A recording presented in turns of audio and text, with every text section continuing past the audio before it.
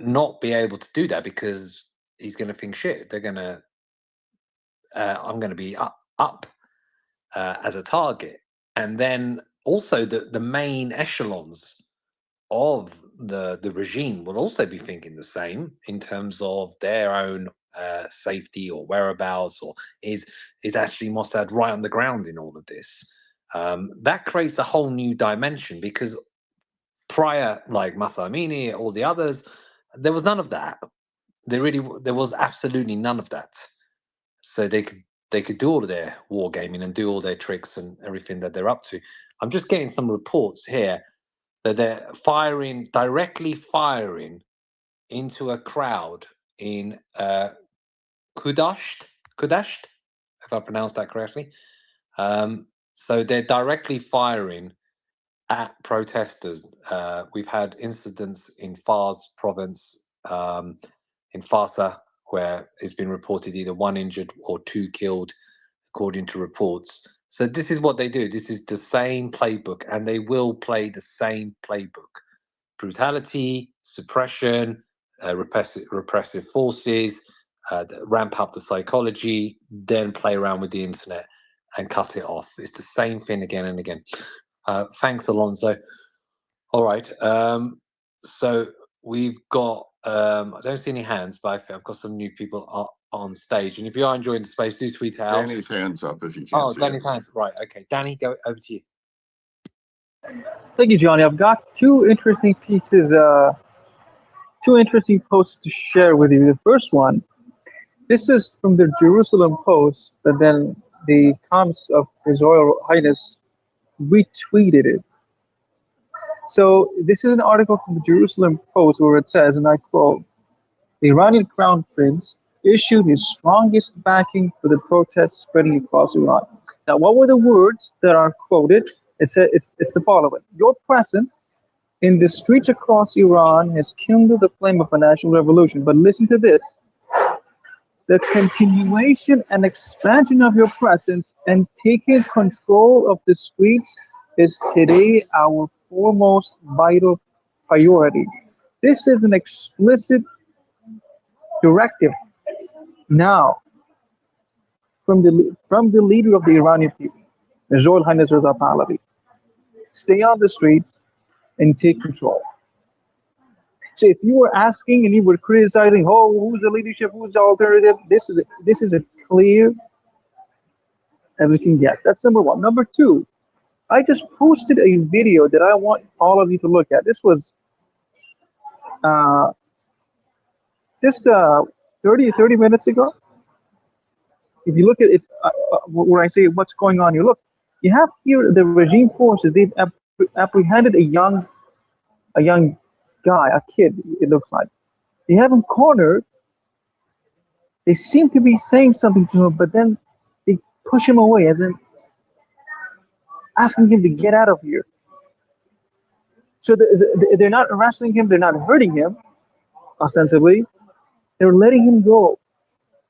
I don't know how to interpret this, but it's fascinating to me. Could this be the regime understands? Could it be? I don't know, but I just thought you could have a look at it and perhaps tell me how you interpret it. Yeah, thanks, Danny. Before I go to Alonso, some breaking news. And when there are breaking news, just interrupt. So Zahedan is now being reported as people in Zahedan, which was very vocal with Masa Amini. The Masa Amini protest is now out on the streets. Also, quite a large crowd at Nahavand, where people are chanting, "We don't want the Islamic Republic. We don't want the Islamic Republic." So that's the latest updates. Alonso? Hey, I know, Dan. The only reason I raised my hand again is Danny asked how you interpret it. I interpret it that some of them may be aware of the threats that are being made from Israeli accounts that are saying that Israel's intelligence is mapping the IRGC and the Basiji that are taking to the streets to abuse people, and some of them maybe thinking twice before they decide to act on that. Not all of them, clearly, because others are firing into crowds, but some of them may be heeding the warning that they're being monitored, mapped, and their names are known, and that abuses will be known if such a time should come for justice to be brought to them. And maybe there's some even in the tunnel that are listening that need to hear that warning again. So if you're a Basiji or IRGC affiliated and you're thinking about abusing the people, and you've gotten used to 47 years of getting away with it, that time may have come and gone. And you may want to take that warning because, as you've learned before, once again, just as a reminder, the Israeli intelligence is as close to you as the vein on your neck. So you may want to heed that warning and stop abusing the people of Iran. Yeah, and I've seen some reports. Obviously, take everything I say with a massive pinch of salt, and also anything on Twitter, because you have to cross-reference these things, and you can make genuine mistakes. And I've made plenty of mistakes in my life. But I'm getting some reports here in the Tehran Bazaar, anything on Twitter, because you have to cross-reference these things, and you can make genuine mistakes. And I've made plenty of mistakes in my life. But I'm getting some reports here in the Tehran Bazaar. There seems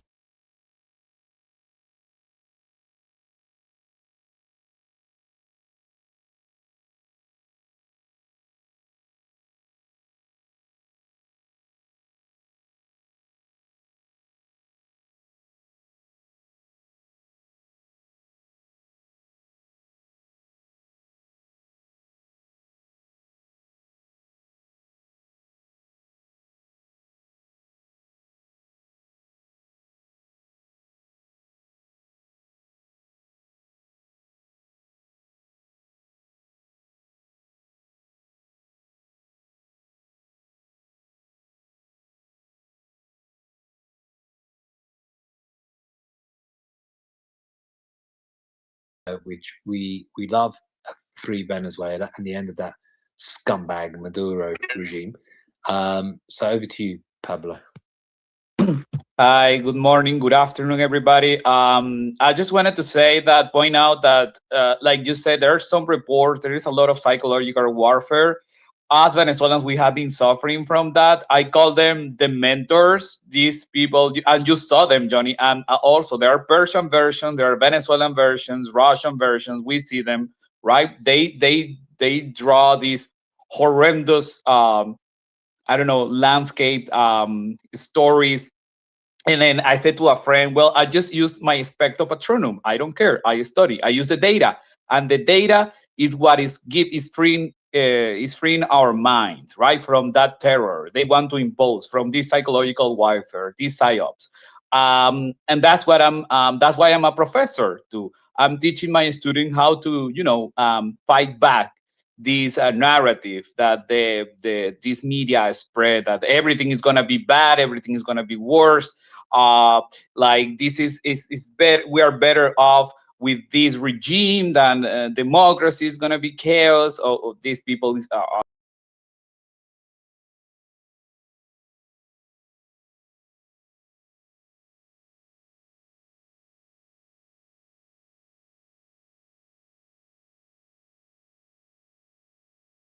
and there's some things that are obvious that you don't need to call for them or you don't need to ask for them, because the same is these people is also asking for a meeting between Maria Corina Machado and Trump, and it's obviously that they are collaborating. They just don't need to do it publicly. That's how diplomacy and politics sometimes goes. Like there are a lot of things, like what we see, the pictures, it's only like the 5% of everything that, or all the talks and everything that is going on behind closed doors. So that's what I'm gonna say to the Persian and the Iran people. I think that is what is happening. Of course, there is collaboration between, I don't know, Israel, the U.S., all the Western allies, and Reza Pahlavi. And yeah, that's what I wanted to say today. I think that's the message I want to convey. Thank you. I'm all supporting you. we have the same struggle. But I think it's also interesting that the U.S. attacked an oil tanker that is from a ghost fleet.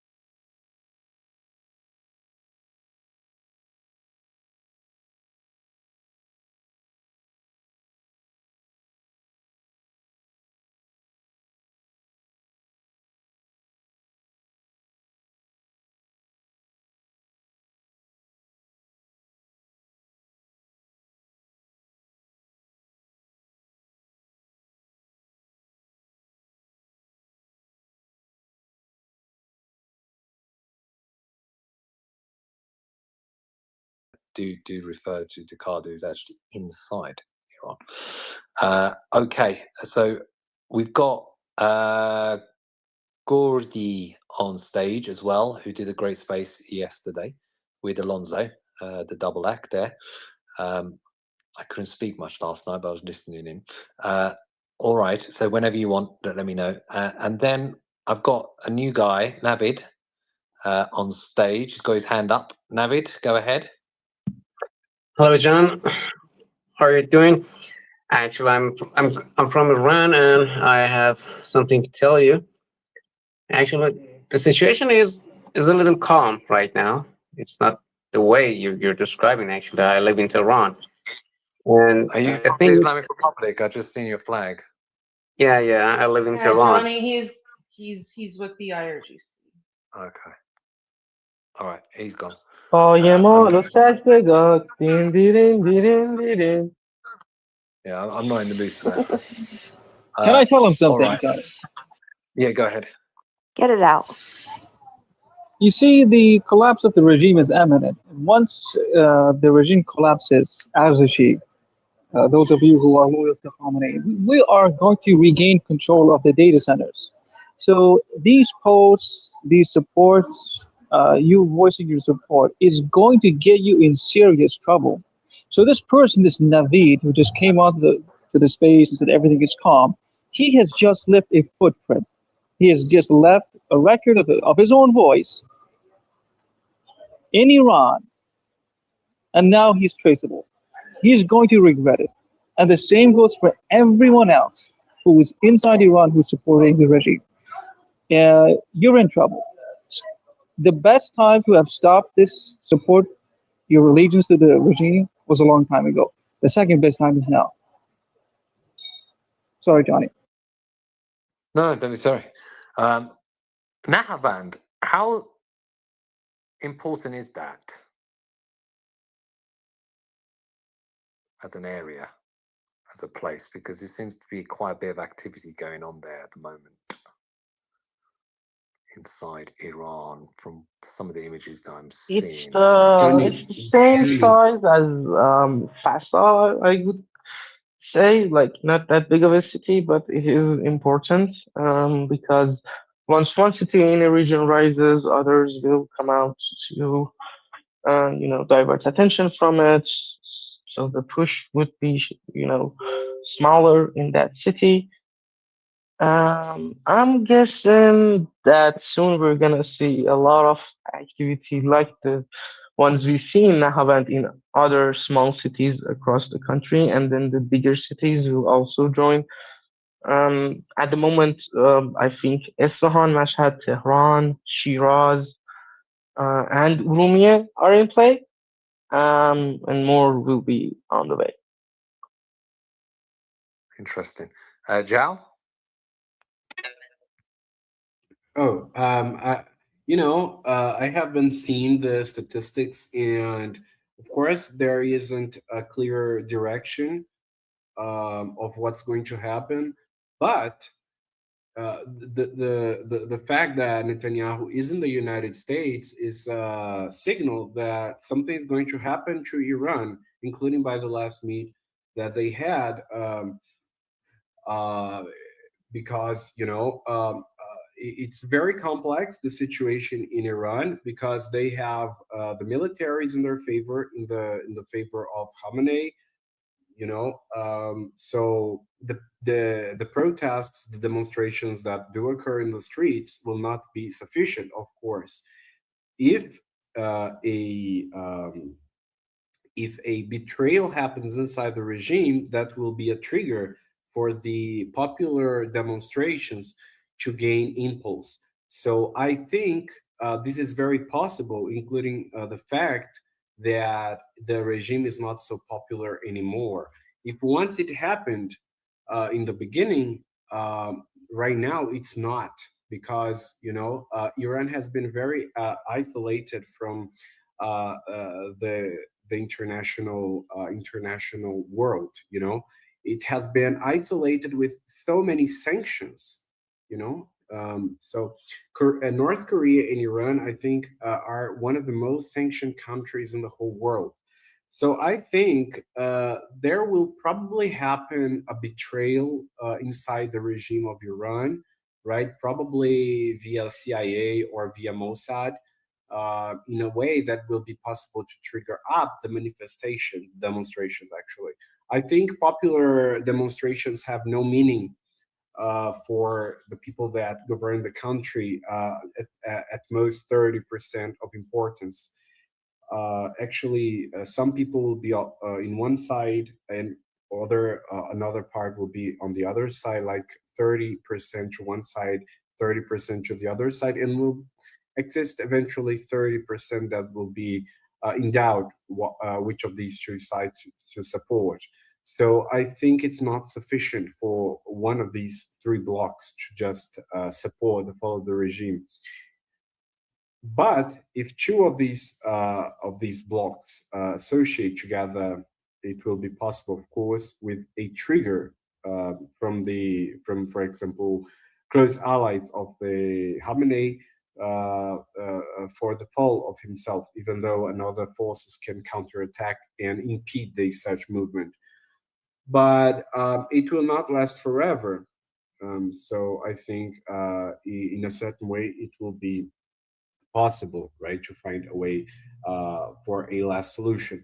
But I'm not sure if it will last so long, because Iran has been a force of destabilization in the Middle East, and for a long time it hasn't been impeding or hindering the Abraham Accords and other kinds of things. It has this trouble of Qatar also influencing the United States in a bad way, in a way that it's not very cool, including Europe. So in Iran is into this process along with Saudi Arabia. So I think that the Iranian regime will not last so long. We don't know the last year of the regime, but for sure it will become a monarchy. So let's see what's going to happen. Thank you. Sorry, Zhao. John. I think you can't pronounce my name, so I just wanted to have a quick word, please. Yeah, just one thing before you say something. So I'm seeing reports that Tabriz has come out onto the streets. Tabriz is quite important. Is a bellwether with these Finns, and in the past, like in Masa Amini, there were like sometimes some frustrations that Tabriz wasn't coming out, and but Tabriz is important. Go ahead. Yes, sorry. Thanks, John. I just wanted to reply to Pablo about meeting our true leader, actually. Trump meeting our Prince Reza Pahlavi. So if this happens in public, there is a big difference. I think there are two factors that fuel up and speed up this process of getting rid of Islamic Republic. And one of them is if Trump actually publicly meets up with our true leader, King Reza Pahlavi. And the other one is if Israel actually does help, like, again, like the way that people can see it visibly.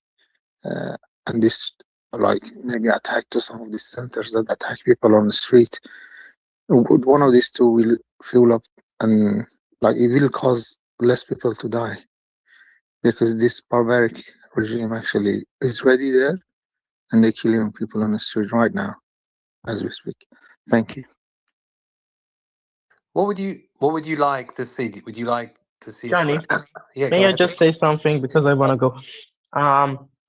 Tabriz is bigger than any of you think, because the regime was trying to sell the lie that the bazaar of Tabriz has betrayed the rest of Iran, and they're going to support the regime and keep their shops open. And now they're coming out.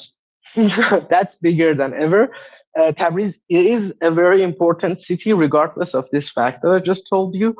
They are influential in both Azerbaijan regions, and also a lot of people that are from Azerbaijan live all along Iran, especially in Tehran and Karaj.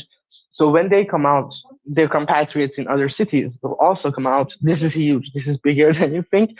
If Tabriz gets the heat that we see in cities like Ahabad and other cities, that will be huge. That will be bigger than Esfahan or even Mashhad coming up. This is really, really important.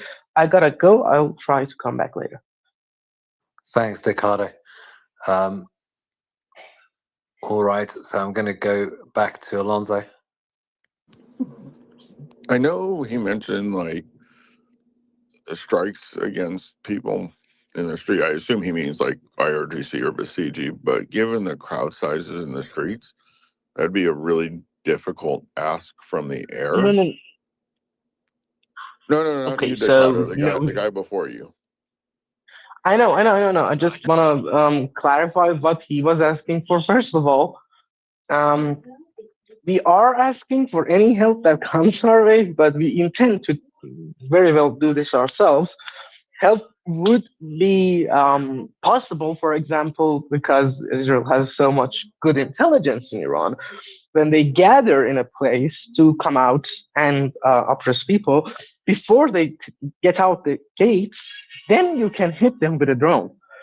Air support is possible in that way. However, for what we most want is for the board to recognize our leader, listen to our voices when we call for him, and stop saving the Islamic regime. And also the internet thing I mentioned, that will be a huge help too, because if we have safe communication with each other, and if we can show the world what the regime is doing, we will be one step closer to victory. I agree completely. Well, that's actually where I was going to go with it. Is if anything, things like armories would be better targets from the air. You know, things where they can't get more ammunition, where they can't get their arms to go out on the street. Like armories, barracks, things like that would be targets that would be very possible from the air. That would negate the ability to suppress the people. Once they're in the street, it would be too much of a risk to the people themselves to try and, yes, there are munitions that, you know, Israel has used, for instance, on like a car that Hezbollah is in, but those cars were not surrounded by masses of people. So you wouldn't want to risk the people themselves. So, you know, things like armories and barracks would be much better targets in this particular instance if I were building out target banks. Some breaking news for you, Johnny. Yeah, go ahead. So we heard of Tabriz. Tabriz, of course, is the capital of the East Azerbaijan province. So that's northwest of Iran. But now there were reports of activities in two other provinces northwest of Iran. So Qazvin, Lorestan. So Qazvin, Lorestan, East Azerbaijan province, all three in the northwestern part of Iran. It seems like the protests today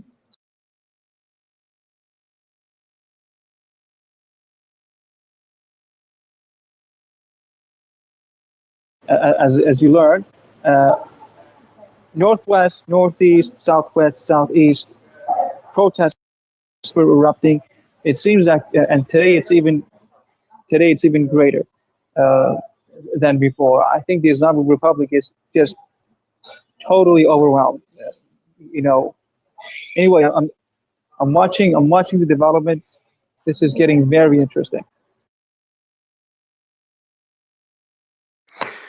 Yeah, we also have to be mindful that they're a tricky, devious opponent, the Islamic Republic.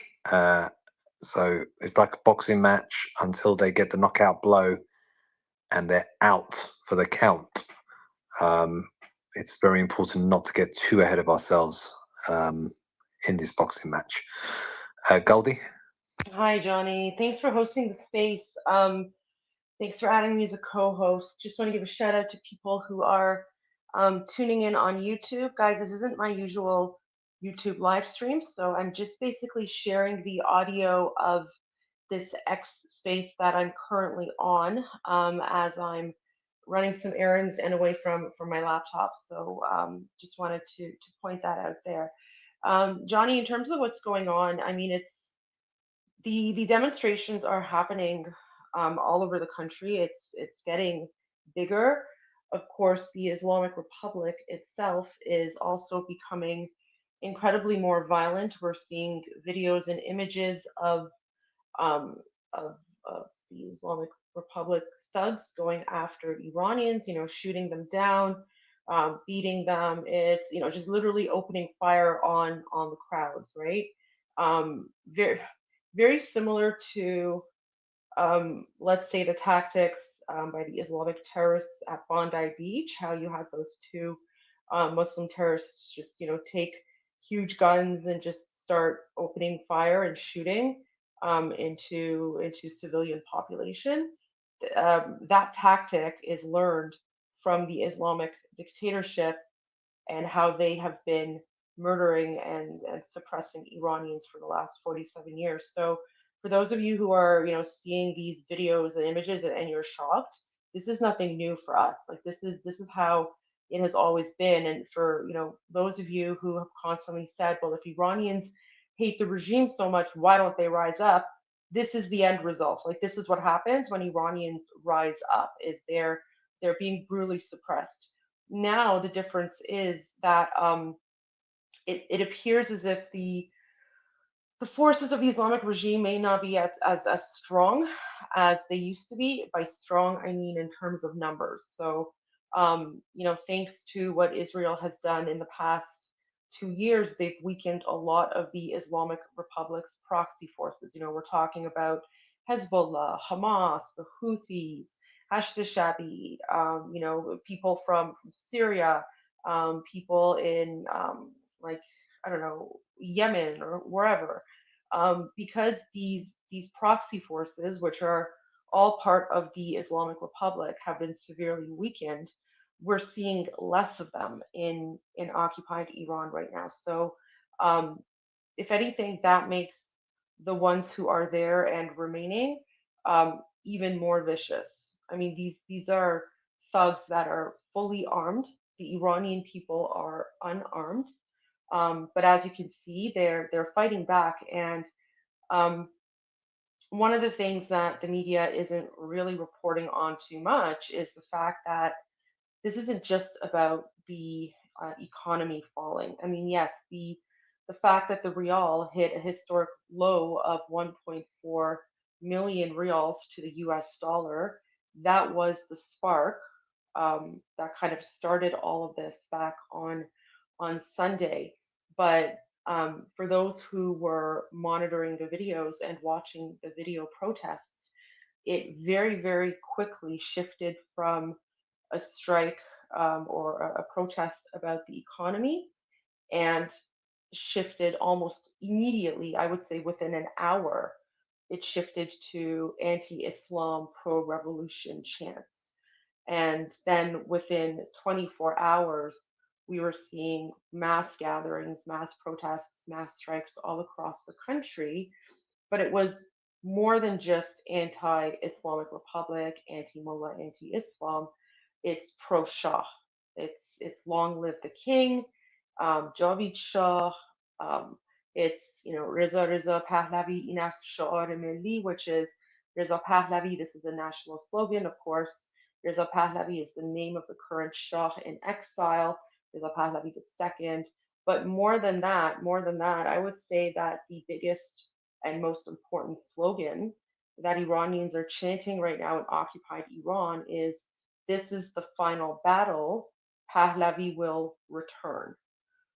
این آخرین نبرد پهلوی برمیگرده. So I personally believe that the reason we're seeing these mobilizations and these demonstrations and everything is gaining momentum so quickly is because of this slogan that's really encouraging people and cheering and it's encouraging them, it's motivating them because with the way things are going, this is really looking like the final battle, the last battle. And I just hope and I just pray that policymakers will this time take the side of the Iranian people. We know what happened in 2009. In 2009, Obama took the side of the Islamic dictatorship. The Biden administration also took the side of the Islamic dictatorship. So I'm just praying and I'm hoping that this time around, the Trump administration will take the side of the Iranian people. And what do I mean by that? I don't mean boots on the ground. No one is calling for World War III. This is very important because a lot of the pro-Islamic regime apologists are claiming that, oh, this is World War III. No, it has nothing to do with that. It has nothing to do with boots on the ground. What we are asking for is stop throwing a lifeline to the Islamic dictatorship, stop negotiating with them, stop giving them a chance. President Trump's comments from a few days ago were very, very interesting. Johnny, I don't know if you've played them. I'll see if I can find it and play it for you. But like he basically said something along the lines of, he gave Iran a chance, he gave them an opportunity to negotiate, and now it's pretty much too late. And he also said, they're going to be making a decision possibly in the next few days or something. But what we do know is the last time President Trump said that, the last time he said that they're gonna make it they're gonna take within 2 weeks they're gonna decide whether or not to get involved in the 12-day conflict. Within 48 hours, we heard about the United States going after and destroying the Islamic Republic's nuclear facilities. So, I mean, who knows? Maybe there's a New Year's Eve surprise around the corner. I have no idea. I mean, President Trump went after the Muslim terrorists in Nigeria on Christmas Eve, on Christmas Day. So I don't know if something's in the works. I mean, I'm not going to get my hopes up. I'm not going to predict anything because I honestly have no idea. But I'm very, very hopeful that President Trump will not throw another lifeline to the Islamic Republic, especially since Prime Minister Netanyahu, was just meeting with Trump on Monday, and I'm pretty sure that Iran was one of the things they were speaking about as well. And I know for a fact that the Israeli government is on the side of the Iranian people. That is a 100% fact. So I'm just hopeful that Prime Minister Netanyahu was able to explain to Trump the importance of supporting the Iranian people here. And I mean, who knows? Maybe the fact that President Trump threw a lifeline to Khamenei back in the summer. I mean, who knows? Maybe that happened because now there's no more excuses, right? Now people can't blame him for getting involved. So I mean, I don't know. It's difficult to make sense of all of this from the outside, especially when it comes to all the politics involved. But all I can say is I hope that people continue to put all eyes on Iran, because we all know what happens when people look away. When people look away, the Islamic dictatorship will go ahead and murder thousands and thousands of people. Those are my thoughts right now. Yeah, powerful thoughts, Goldie. Would you like to see Trump meet with Crown Prince Reza Pahlavi?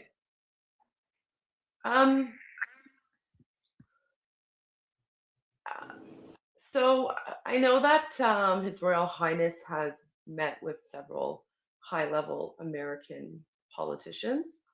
I would say that from an optics perspective, right? From an optics perspective, if I was like advising His Royal Highness on this, I'm not obviously, but if I was, my advice would be to stay away, not because there's no support. Of course, in the 100-day transitional plan that His Royal Highness and his team have created and put out there, one of the first immediate policy decisions that will be implemented is normalizing relations with the United States and with Israel. So that's already in there, right? So we already know that one of the main priorities of the transitional government is to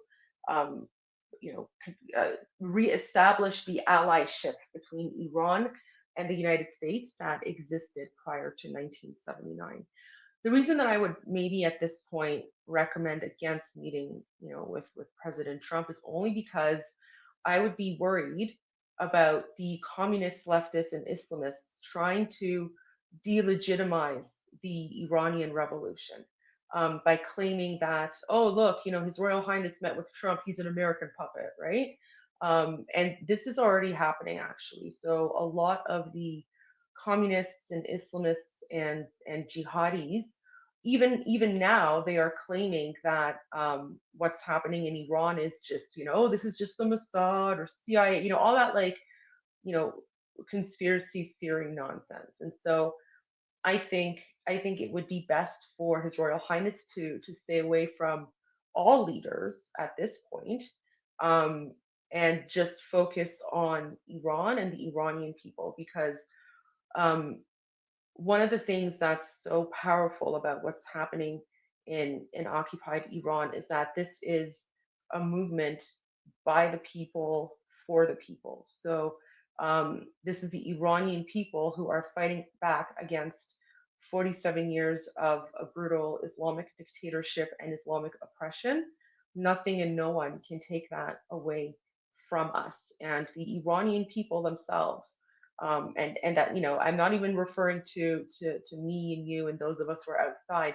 You know, as much as I hate making a distinction, because to me we're all the same, but Iranian people inside occupied Iran, they're the ones who are going out in the millions and they're chanting, "Long live the king, Javid Shah, we want the Shah to return."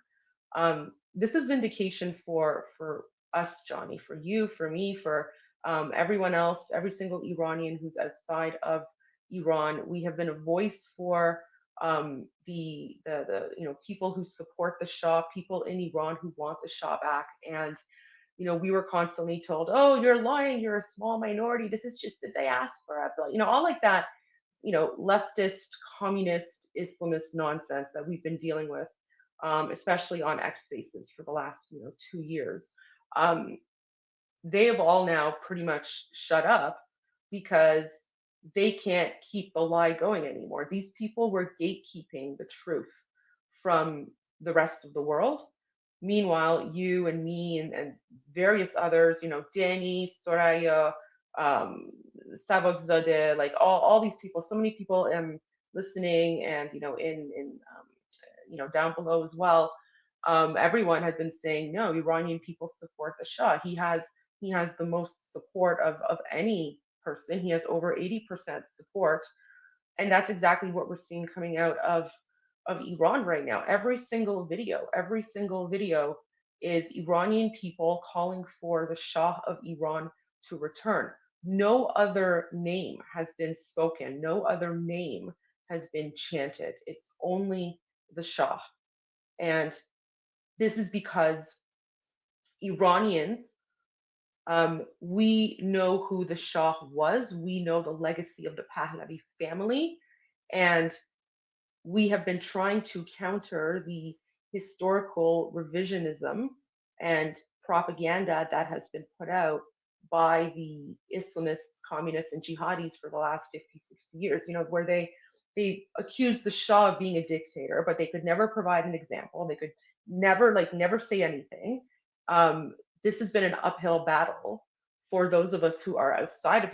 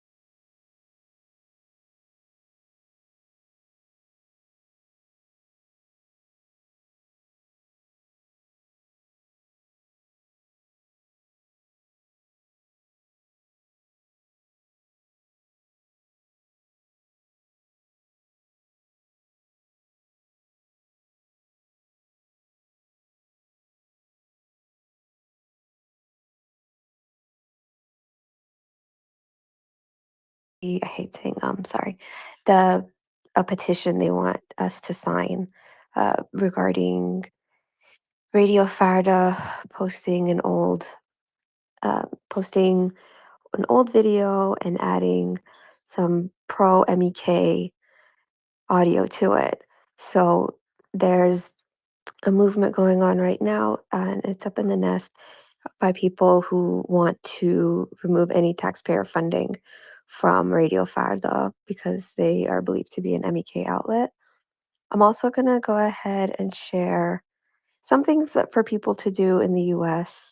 I have it on my account, and there's a lot of examples of what kind of messages you guys can leave for POTUS um, while they're out on holiday. So I'm going to put it in the space now. By the way, Goldie, it looks like your audio on YouTube is out. And fun fact, I'm one of your mods there. So I'll let you guess which one, but I'm a savage and I'm one of your only females. Oh my gosh, I love you so much. I had no idea that was you. You You guys are, got to support her there, man.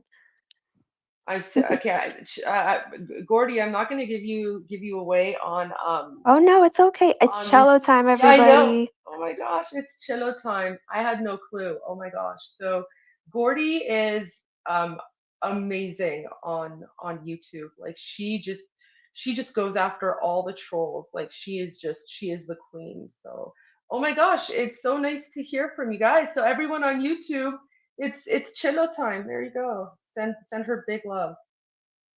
And thanks for letting me know about the audio. I fixed it. I don't know why it does that. It's weird. Okay, cool. Thanks, everyone. I'm gonna, you can feel free to put me down in the listeners if you need room on the speakers. Otherwise, I'm probably gonna be a flower pot. Uh, I'll share breaking news in the meantime. So two more Yeah, reports coming out of two more provinces. So Hamadan, and the headline is clear. They are, of course, protesting. They are, of course, pouring out in the streets, but they're also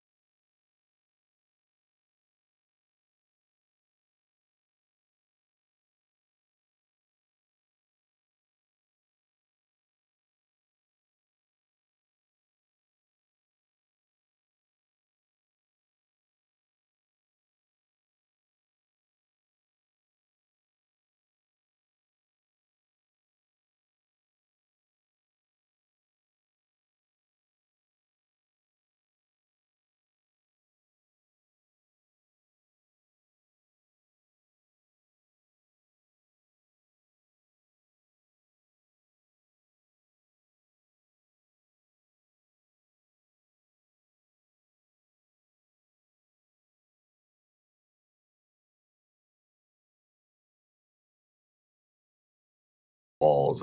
So there's, well, Trump hasn't said it.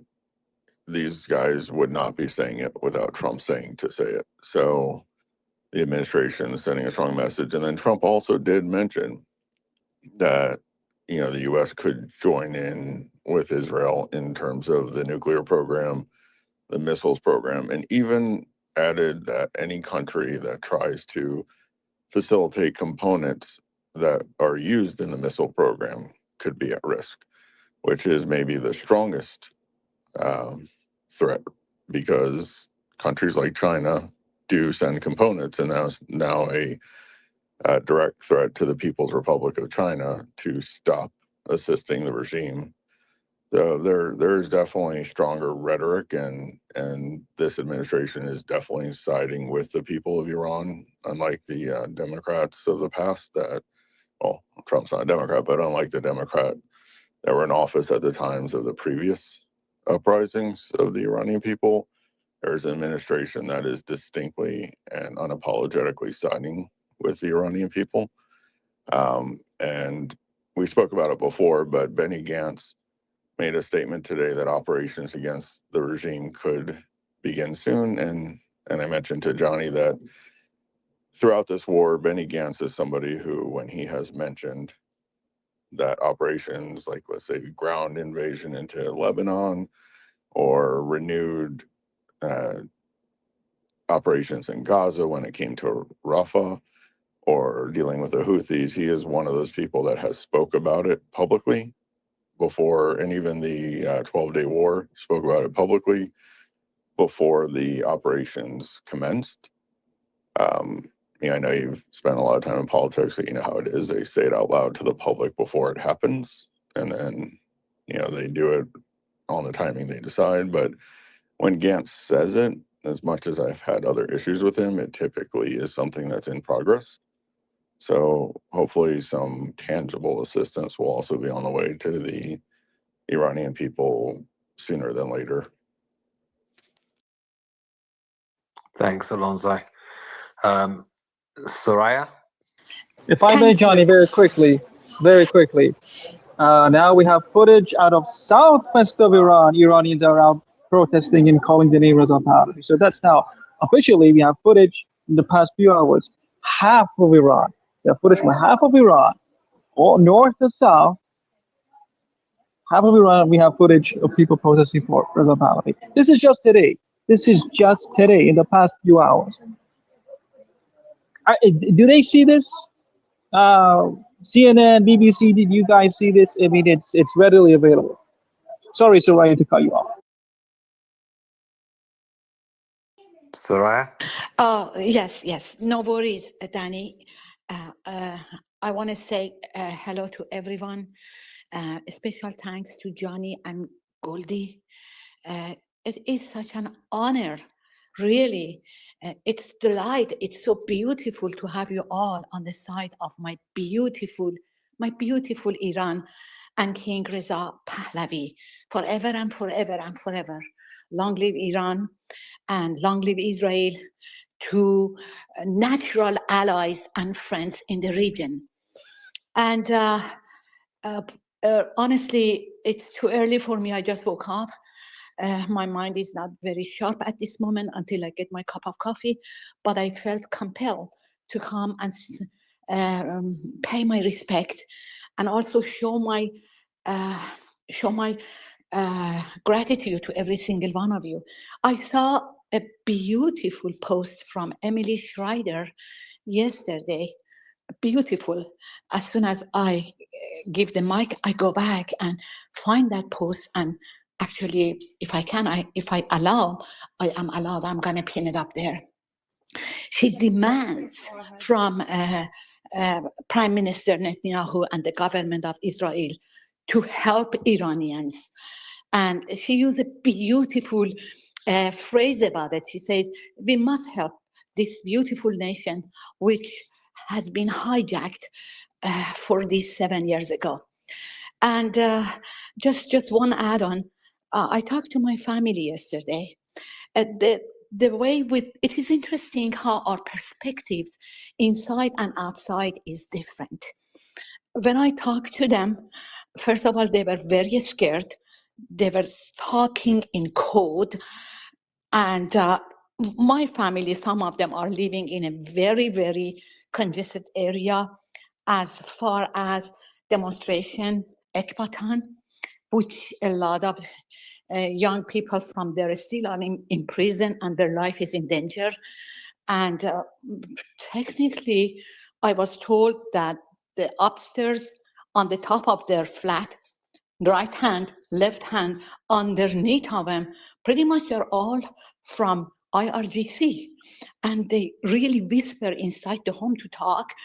I felt so bad that inside their own home, inside the country, they are like prisoners. But their perspective was different from me. In code, they told me, oh, things are really very scary, very scary. And then I'm thinking, what do you mean? Tell me just briefly, what do you mean by thinking? And then she says, we are out, but they are arresting us, hurting us. And I'm thinking, that's good. She says, you think it's good? I said, of course. We just don't want this excitement, this demonstration to be stopped. If this stops, then for years and years and years, we're going back to square one. Don't even call it scary. Call it beautiful, magnificent, and let it go. This is what we want. And then I calmed them down because they were all very scared. In this space, I am honestly asking all of our Israeli friends to really, really hurry up and help us. Because from what I'm hearing, things inside is scary, even though from diaspora perspective, it is beautiful and we don't want to be stopped. Thank you so much for giving me mic and letting me to speak my feelings. Yes, I'm excited. Yes, I'm scared, but this is going to be the last time. And now we are getting the world's attention. Allow me to get back to my cup of coffee and find Emily Schreider's post. And if I'm allowed, I'm going to pin it up there. Thank you all. Johnny, can I just say something small to Soraya? Yeah, go ahead. Hi, Soraya. So I'm speaking to you from Israel, and I just want to make sure that you know that the Israeli people support you guys. The support is not only by speaking, but the support is on the ground, okay? There is real support going on the ground, and these are things that I've been hearing from people in positions to tell these things, but things are happening on the ground as the Israeli Farsi Mossad account said that they are supporting things in all kinds of different ways. So make sure that we are with you guys. Be sure that Netanyahu is working with Trump to try to weaken the Iranian regime. And make no mistake, like Goldie said, the fact that the Americans are putting extra economic sanctions is part of this war. But the Americans are they're much more careful of the global political situation than the Israelis, which means that the Americans are dealing with the Russians, okay, with the global superpowers and the Chinese, and they have to deal with it in that sense. So that's how this thing is progressing, and with God's help, we'll see a free Iran soon. We're all praying for that. So Godspeed and stay strong, and hopefully we'll see the free Iran very soon. Wow, that was beautiful, Ami, and also Soraya, of course, put Emily post up. Goldie, do you want to come in? I saw your mic go, or was I imagining it? No, go ahead. Go. Okay. Right. I'm going to go to Pablo. Then I'm going to go to Sizwi. Pablo.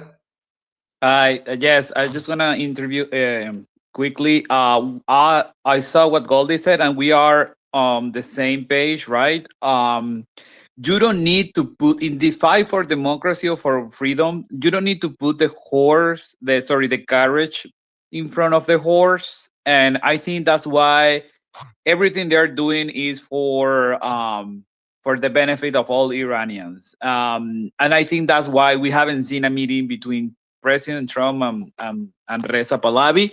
And I think that's the good path. And I don't want to, say from my but yeah. Pablo's getting calls. Maybe Pablo's getting calls about Iran. or Venezuela, but appreciate you as always. I'm going to go to Sizwi. Have I butchered your name? Yeah, it's okay. Johnny and Goldie, I want to appreciate you for putting up this. I haven't slept through the night because I was, of course, a lot of us were so interested in what is happening in Iran. Because a lot of people don't know that Iranians being free from this oppressive regime, it's also some of our countries also being free.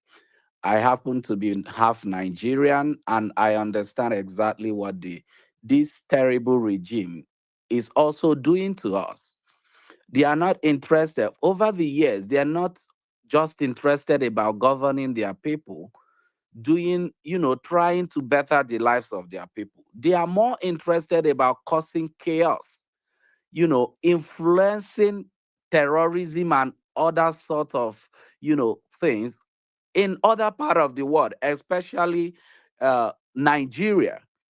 You understand? Look at what Iran, the government of Iran and the Turkish regime is doing to Nigerians.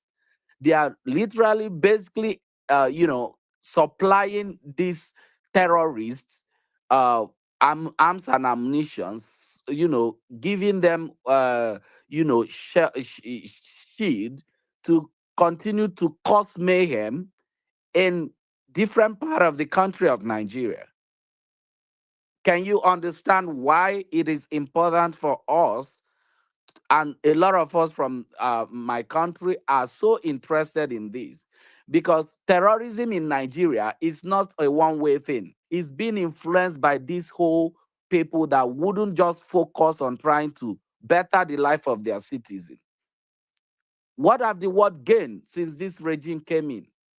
Problems, problems, problems, problems all over the world. In my own part of the country, we just want to live. We just want the fact that the government is not doing anything for the citizen. Now we are at the point that people just show up in our spaces and murder people. And what do? The Islamic leaders, what they do, the next thing you are seeing them in Turkey, the next thing they are flying to Iran. So it is very important that everybody join hands to remove this regime.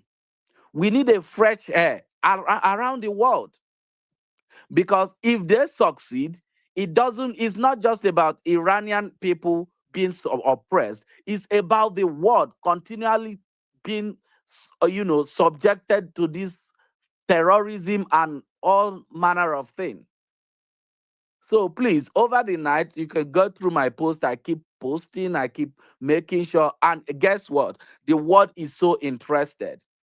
If you're not talking about Iran right now, then you're not, nobody is coming to your page. What are you talking about if you're not talking about Iran right now?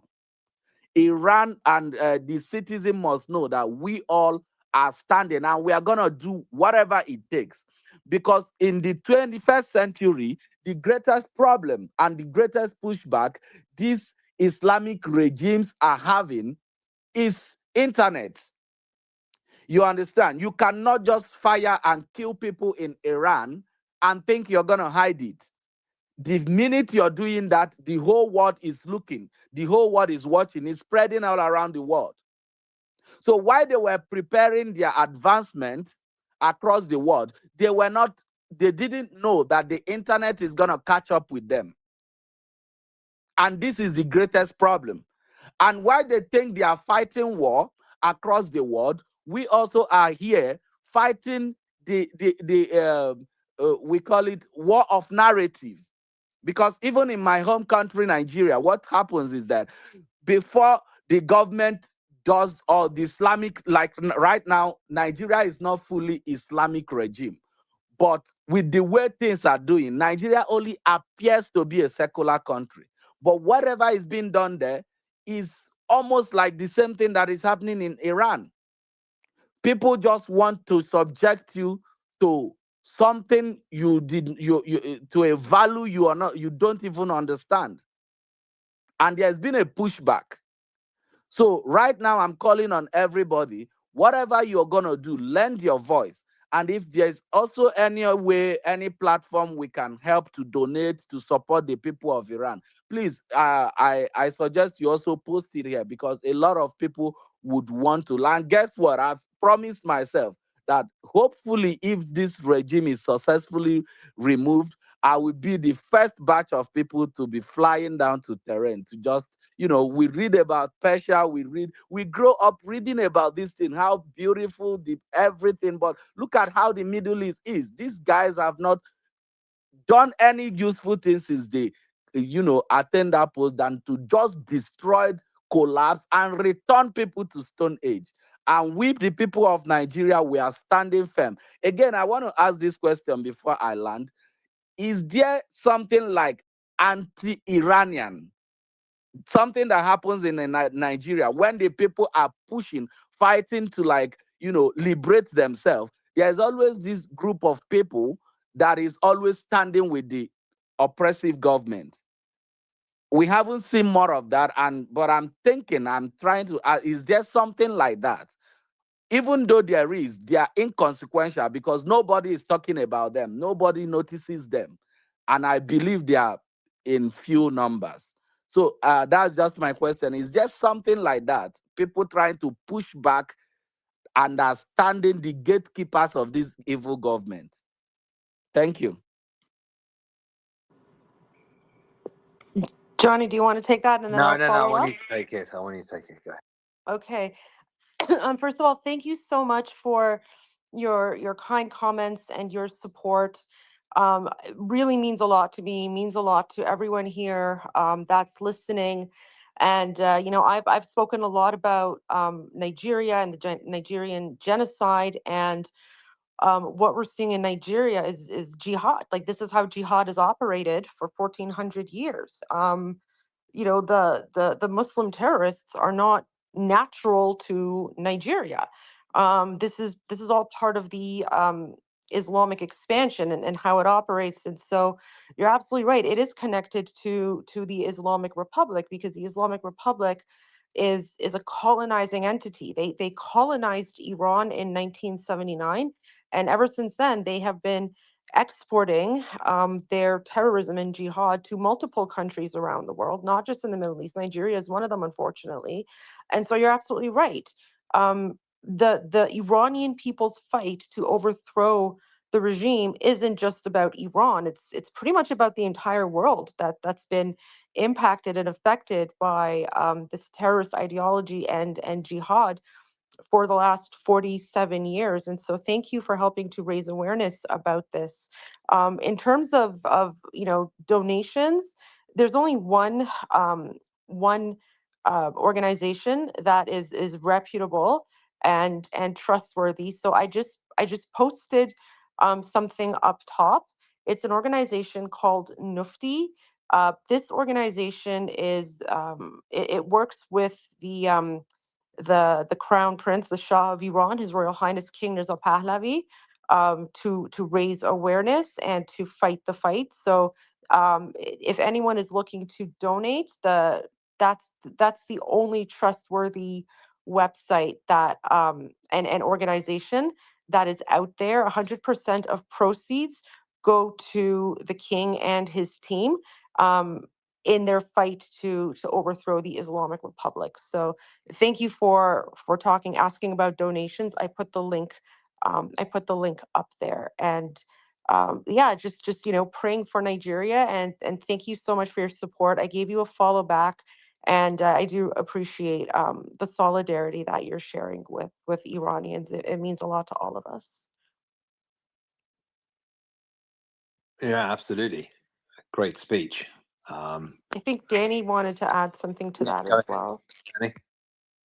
Very quickly, on top of what Goldie was saying, of course, what Goldie has said is completely give you a very accurate description of this Islamism problem. But I wanted to also, you know, put to you a different angle. The spread of Islamism, the terrorist attacks in Nigeria, East Africa, West Africa, in this, you know, just sub-Saharan Africa, all the way to the, you know, even East Asia, the Philippines. You know, in the past decades, you know, there's a report of 50,000 Islamist terrorist attacks have occurred. None of this would have happened without the incompetence, but also the facilitation of the West, unfortunately. I'll give you a quick example. You know, there is this underlying mentality among leftist movements that every expression of every violent act, whether it is coming from Islamists, whether it's coming from rebel groups, whether it's coming from communists, the underlying theme is, and I'll substantiate my claims with concrete examples. The underlying theme is none of this is influenced by religion. It is not really influenced by ideology. It ultimately boils down to socioeconomic status. So I'll give you an example, and I'll tell you how dangerous and prevalent this is. One concrete example I'll give you is someone called Rory Stewart. Rory Stewart, if you may have not heard of his name, he's the last person to have interviewed Jolani, the Al-Qaeda leader who is now president of the so-called president of Syria. This guy is he still is a professor of, I think, global or political affairs at Yale University. He's British, so he was in government. He was a minister, and he's also a professor at Yale University. And he has a YouTube channel. Him and his friend, who is a journalist, run what they call the biggest YouTube channel for politics. This guy said in a podcast that Islamism isn't a thing, meaning someone like Osama bin Laden or al-Baghdadi or the terrorists who committed atrocities in Nigeria, they are not influenced by their religious beliefs. No, no, no. If they commit acts of terrorism, it's because they are poor. If you fix poverty, the problem goes away. This is not just one person. I have posted on my account senior editors from Deutsche Welle. There are countless examples of editors and anchors on BBC, on CNN, all of them reiterating the same thing. And these go back, such statements go all the way back to 60s and 70s in universities in America and in the UK, like particularly Harvard, Yale, Princeton, these supposedly prestigious universities where they say, listen, if it's a pedophile, if it's a rapist, if it's a terrorist, if it's a jihadi, if it's a thief, it's a serial psychopath murderer, none of these are actual. These are not ideological conditions. These are not mental conditions. It's poverty. It's poverty. If you enable socialism, if you bring in, if you put forward higher taxes and do away with borders and welfare state, terrorism will go away. Khamenei will not be a thing. Khomeini won't be a thing. Al-Baghdadi. It's a ridiculous, absurd. I don't know what to call it, but it is extremely dangerous, and it has been permeating academic institutions in the West. And these same universities have produced journalists who today are the same people who are obscuring the news from you and me. They tell you that grooming gangs in the UK, it's not a thing. It's not a Pakistani thing. It's not an Islamist thing. It's a cultural shift. Maybe if we fix the economic status, these grooming gangs will stop. They tell you that in Iraq, people are not, literally, they're saying this right now. Just tune into the news. They're saying people are protesting for money, not because they are outraged that hijab laws are being enforced, that the wealth of the nation is being distributed to Gaza and Lebanon, and just fundamentally anti-Iranian, what do you call it, activities. They're saying, no. It has nothing to do with the fact that it's an Islamic republic with the stated goal of bringing or accelerating the end days and to see the return of Imam Mahdi, which will trigger the start of the Day of Judgment. No. Don't take their word at it. It's socio-economic sense. They said the same thing about the Muslim Brotherhood. They still say it. And I'm sure some of you, or maybe most of you, have heard of that. You've seen a clip of the foreign minister of the UAE, Sheikh Abdullah bin Zayed, where he says, there will come a day where I'm paraphrasing, there will come a day where those of you in the West will learn what we've been telling you is right. You don't know Islam like we do. You don't know these people like we do. And we're seeing it, unfortunately, in real life today. Thank you, Danny. I'm going to go to Mandana and then Cyrus Aria. Yeah, just a quick update, really quick. I'm just getting video footage. Apparently, Zahedan has also risen up now. Yeah, I saw that. Yeah. And a lot of the smaller cities too seem to have risen. Before I go to Mandana, what is it going to take for the army to come to the side of the people? Is it a city falling? Is it some dramatic departures? Is it a wave of assassinations? What's going to move the dial where the Artesh, although infiltrated by the IRGC, a lot of the base is Iranian, and the Artesh is the army which was the fifth most powerful army in the world under the Shah, unlike the IRGC, which was built to keep the Islamic Republic and reporting to the supreme leader. What's it going to take? So here's a question for you, Johnny. Have you actually seen the army out on the streets fighting against the people like in the past? I've only seen the Basij motorcycle gangs.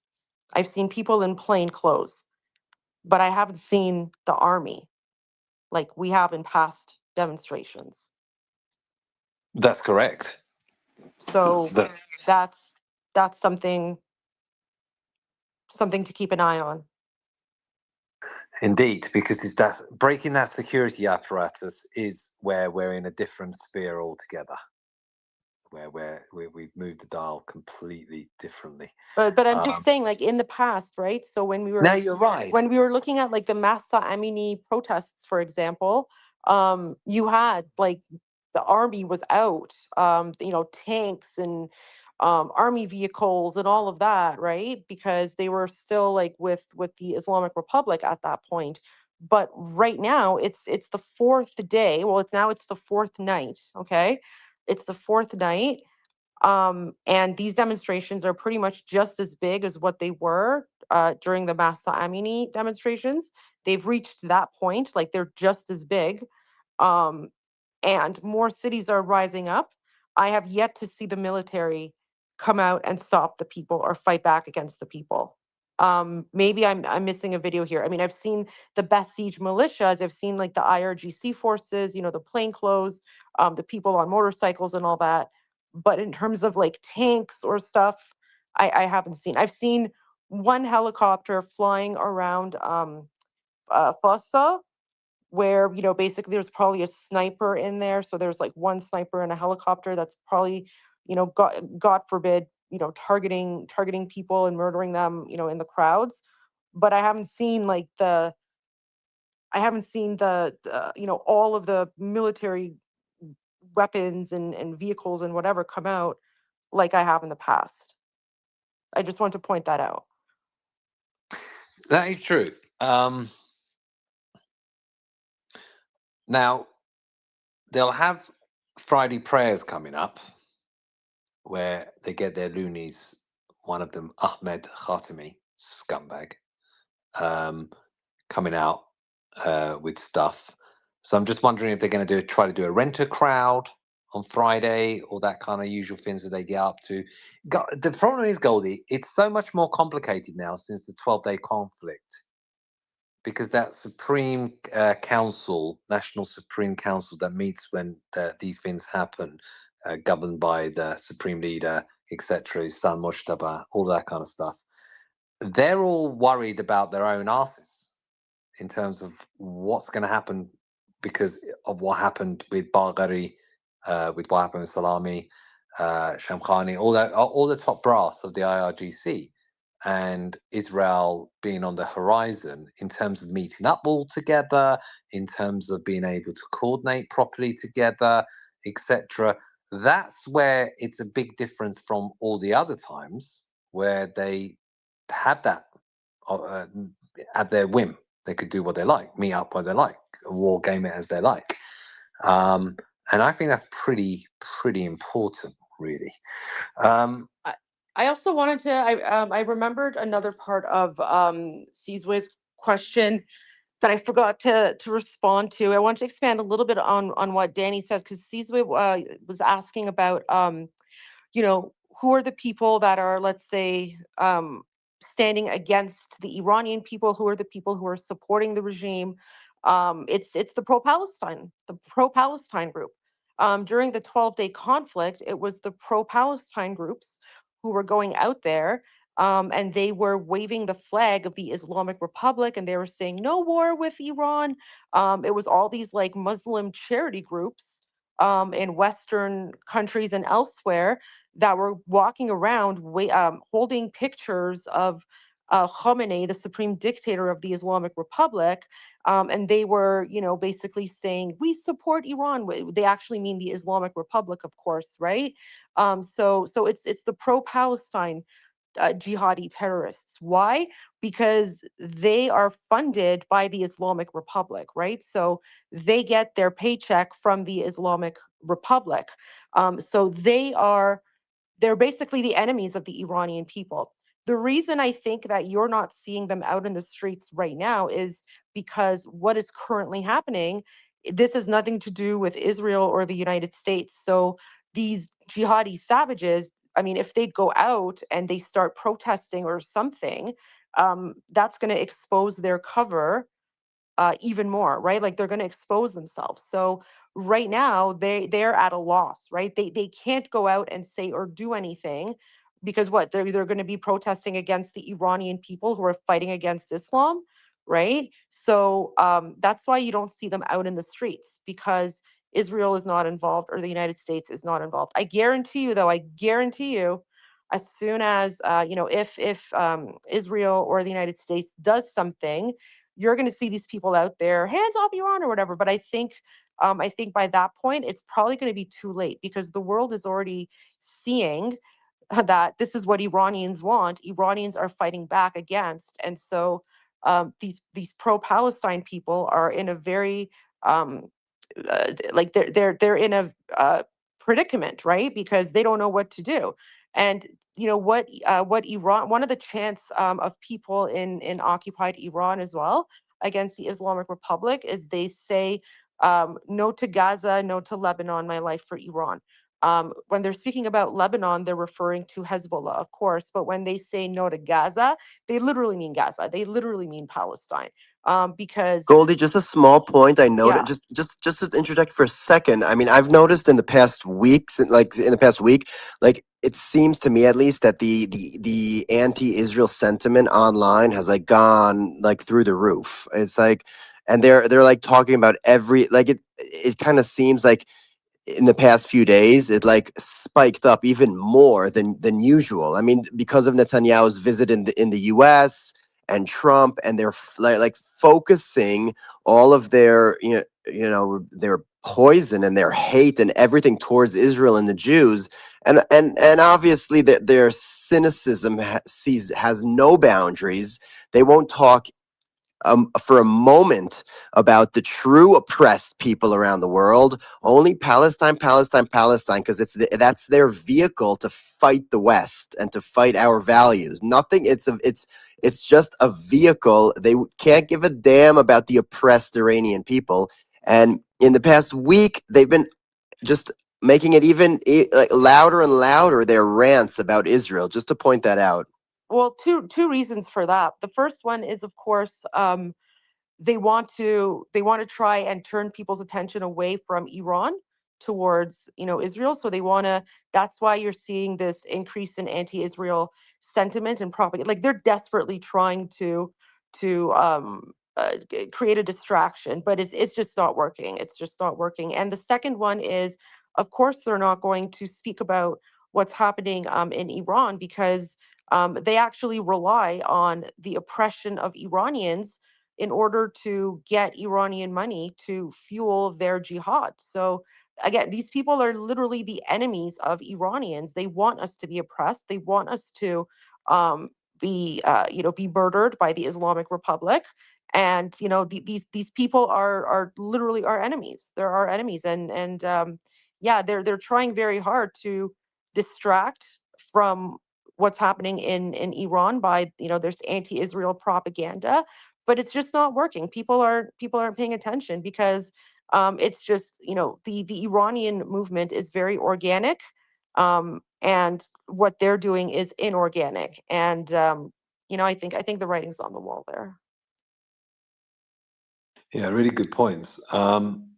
Trump apparently has said, "I'll decide on Iran soon." There's a clip, so we shall see.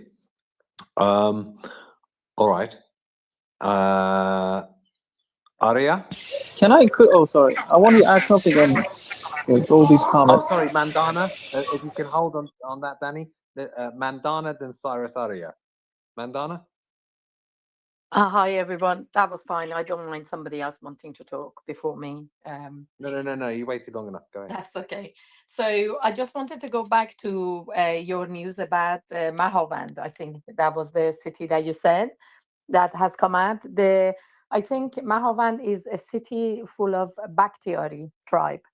Now, there is obviously, Iran is a very colorful country. So we have lots of different folk tribes that live in Iran, different parts of Iran. and all together we make Iran. And actually, the occupying government in Iran has tried within the last 47 and desperately to cause rift between all these folk groups.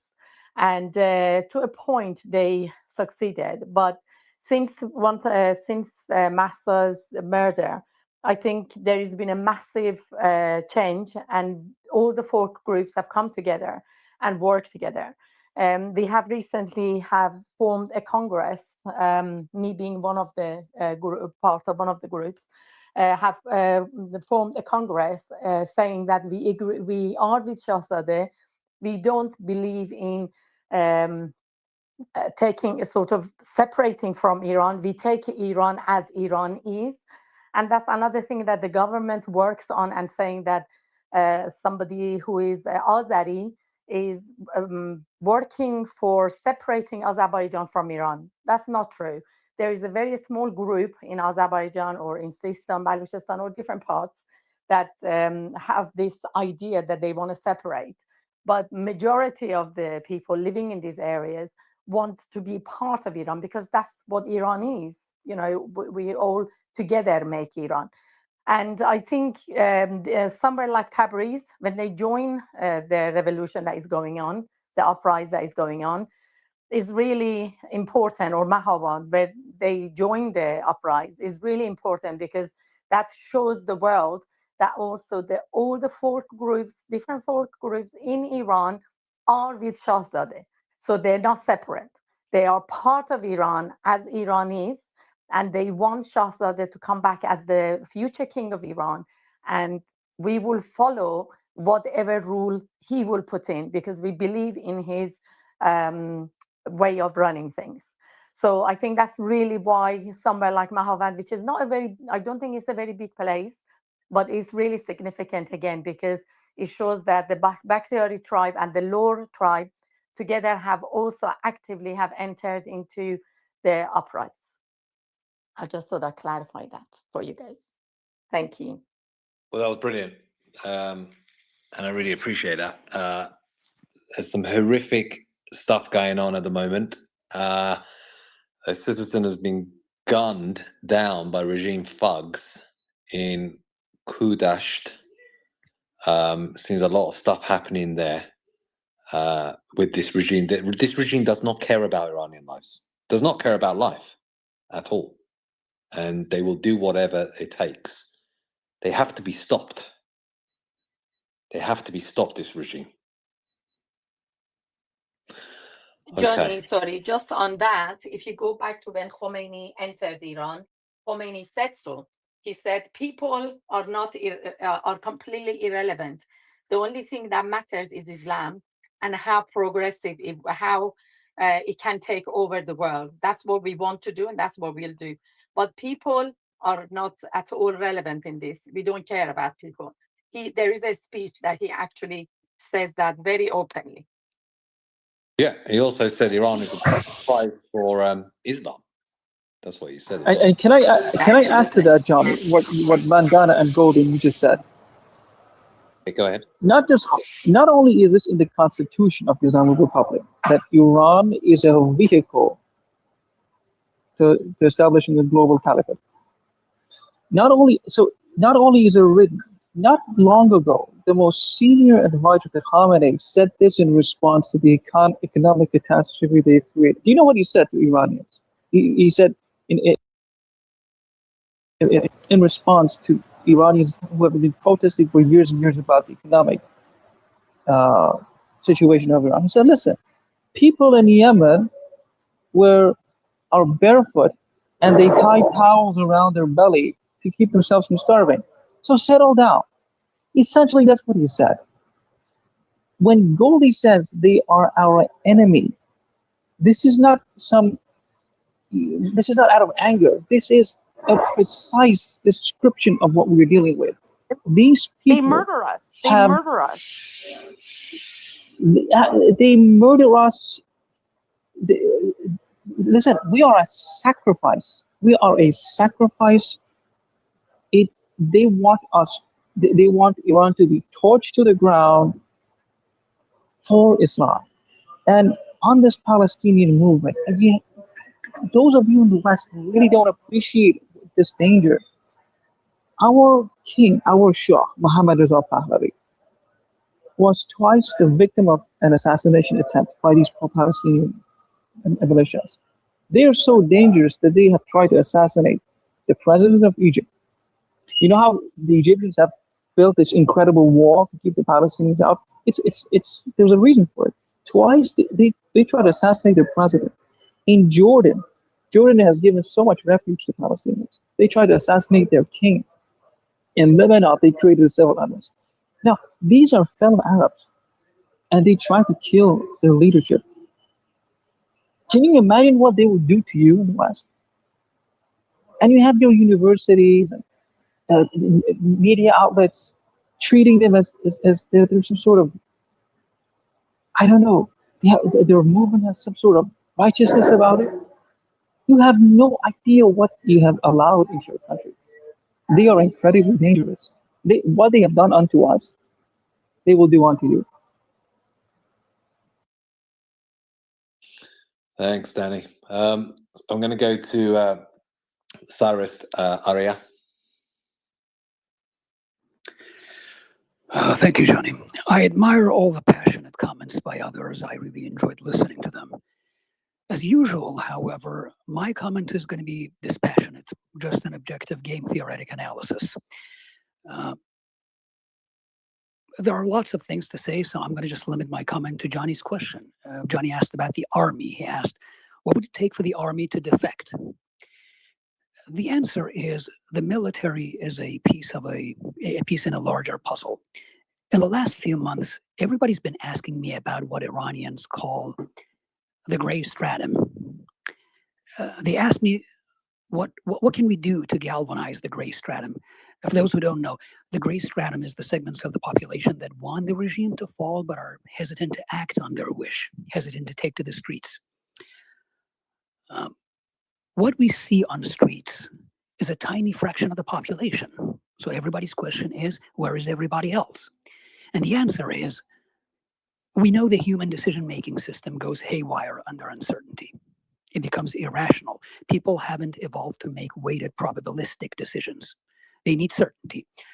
There's no shortage of scientific evidence for this. So under such conditions, we see such conditions as we see in Iran, an ounce of added certainty can change the entire balance of power. What are examples of added certainty? Here's a concrete example. Imagine Israel issuing a timeline instead of vague promises. Currently, they say we're going to support you. But if instead they say, if the crackdown lasts for 2 more days, we're going to send support. Such a concrete timeline is all it takes to rewire the certainty-craving human brain and galvanize millions of undecided people, including military people. That being said, I'm not particularly hopeful that the Israelis make such a move. Why not? Because I'm not the Israeli government's advisor, for one thing, and I'm not even sure they base their decisions on game theoretic equations anyway. But that's what it takes for the army to defect. Thank you for listening. That's interesting, because it's the risk versus reward. The fear of risk versus the reward. And human beings do crave certainty, and it often takes a small amount of people to change a whole country. It's often that the minority changes the fortunes of the majority, and the majority often stays silent in these things. So in terms of I love the way your rationale is, because you're just logical, rational, not the emotive, and we can all get carried away on the emotives. And it's important to have that, to have different perspectives and different minds. From your perspective, where do you need to see this these protests going before you think, okay, the dial has fundamentally shifted and they're in serious, serious trouble?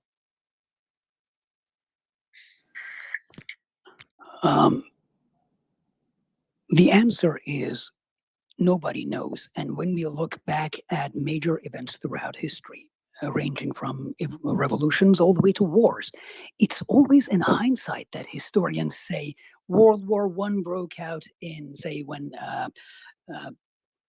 Austria began lobbing shells on Belgrade, for example. Different people have different timelines. Some people go so far as to say it actually started when Gavrilo Princip shot the Archduke Franz Ferdinand. But this is all in hindsight. Nobody could imagine that this was going to lead to World War I. Same with revolutions. Nobody could predict that the Russian Revolution was going to break out. So anybody who claims that they can tell you when exactly we can say a revolution has happened, to put it mildly, is not informed enough. Even in the case of the 1979 revolution or coup, depending on which perspective you take, most people, both on the supportive and the opposing side of the equation, they didn't know that a revolution had occurred until weeks after what is currently announced as the official date of the revolution.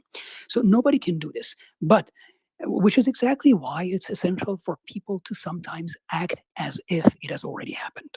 For example, I don't know if anybody from the inner circle of the Crown Prince is listening, but if they are, this is a good time for him to move from his role as the leader of the opposition to a role as the leader of the transition.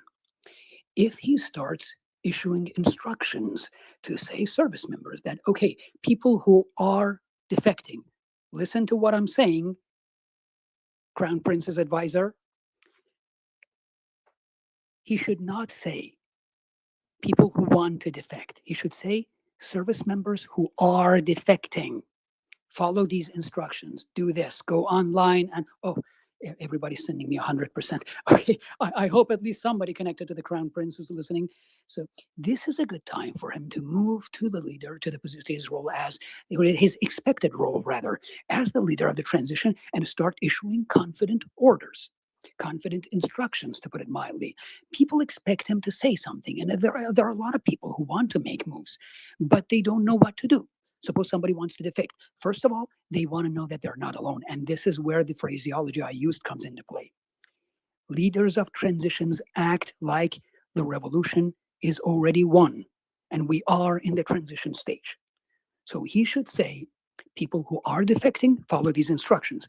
This simple phraseology injects that ounce of certainty that I said. I can go on and give an entire script for a whole statement, but I don't want to presume to tell the Crown Prince what he's supposed to do anymore. No, I'm enjoying this. Johnny, sorry, can I just jump in here?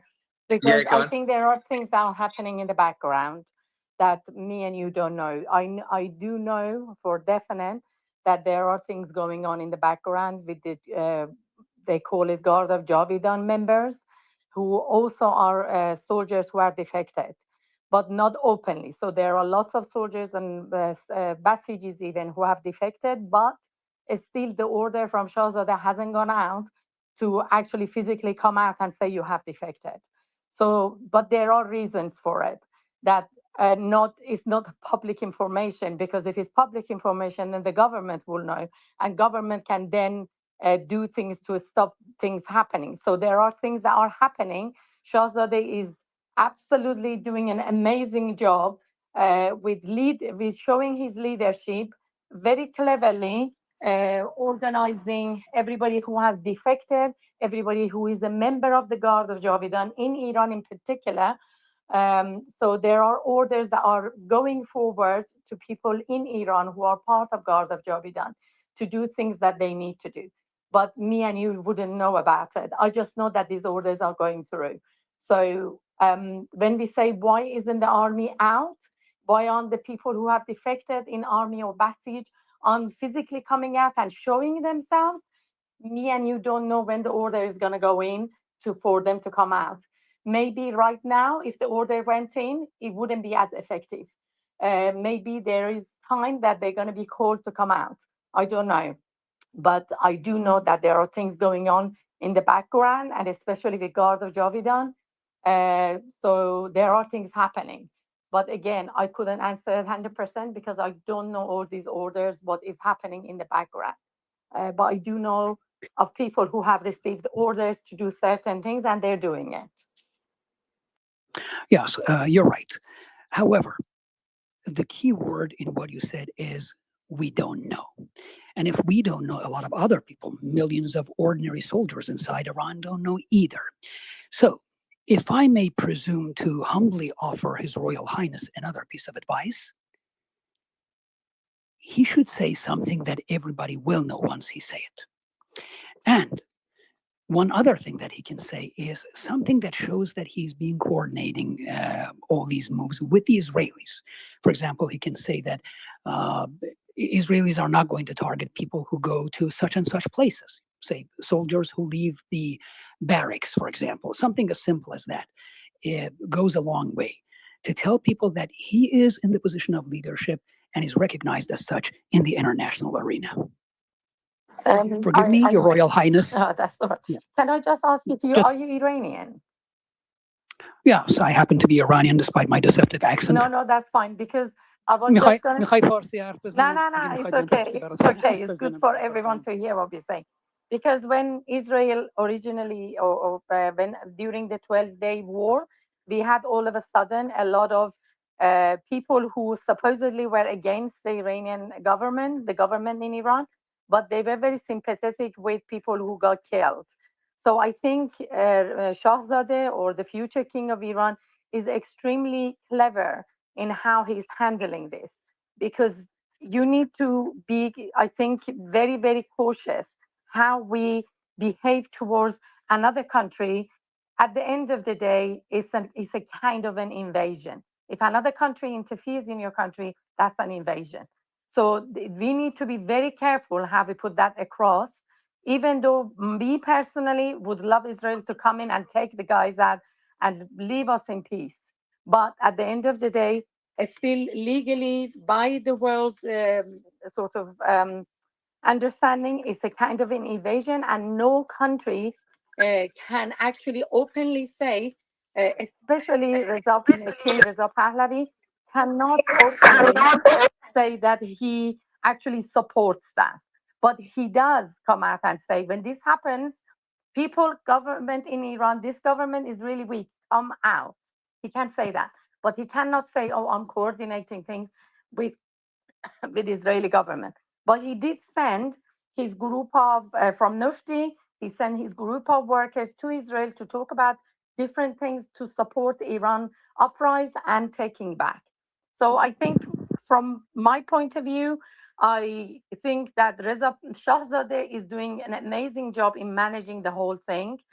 And don't forget, this uprising as it is there because of his leadership. If he wasn't there, as many people have asked for many years, that we need that strong leadership. And people now have come to understand that his leadership is strong, is believed in the world, and he can take us to where we want to be. He can bring Iran back from the ashes. So I understand it's extremely frustrating on the outlook from from when general public looks, I said, why doesn't he do this? Why doesn't he do that? But believe in his rule, believe in the way he works. He is extremely political about what he's doing, but he couldn't care more about Iran. He really is the one, I think, that cares about Iran the most out of anybody else. I really, truly believe that, because he doesn't have to do this. He has a life and he doesn't have to do this, but he's doing it, and he has spent a lot of his wealth in order to free Iran. So 100% believing in him, I think. And, and also he has left the channel open that if anybody has any ideas, you can go on Garda Javidan page and say you have this idea. But I wouldn't question. Thanks, Mandana. Thank you. Thank you. So before I go to Alexander and Sizwe, and I see Alonso and others, I do see you all. I'm just going to go back again to Cyrus. Cyrus, certainty, human nature requires it, wants it, needs it. Being uncertain makes you feel uncomfortable, makes you nervous, makes you apprehensive. Is the fact that now the calls inside Iran is Reza Pahlavi, this is the final battle where they want the return of the Shah, that people have that certainty of message of what this is all about? This is a major part of the equation. This has been a game changer. So far, it wasn't even clear what the alternative is. To many people, it was clear what they themselves wanted, but it wasn't clear what the rest of the population wanted. This kind of situation where people say out loud what they want resolves what in game theory we call the problem of collective action. So that kind of interactive uncertainty, the epistemological problem of interactive uncertainty, is simply resolved once everybody's saying what they want. So this is, it's hard to exaggerate how important it is to know that everybody wants the same thing. But now, which is exactly why we move to the question of how to realize that dream. It's clear everybody's dreaming the same dream. So the only thing that if I wanted to offer advice a while ago, everything I would say would be about how to try to arrive at the same conclusion, gather around, rally around the same leader. But now I don't even bother to talk about this because the population is past that point. So the only question is how you can get that done, how you can get that leader instead of the regime that currently is presiding over the disaster. Interesting. All right. If you want to tweet out the space, we've got over 400 people in the space. Well, Johnny, actually, it's more than that because on YouTube, there's about 300 people watching. And then for some reason on X, there's also another 2,700 people who are watching this on X through like my X Live. So,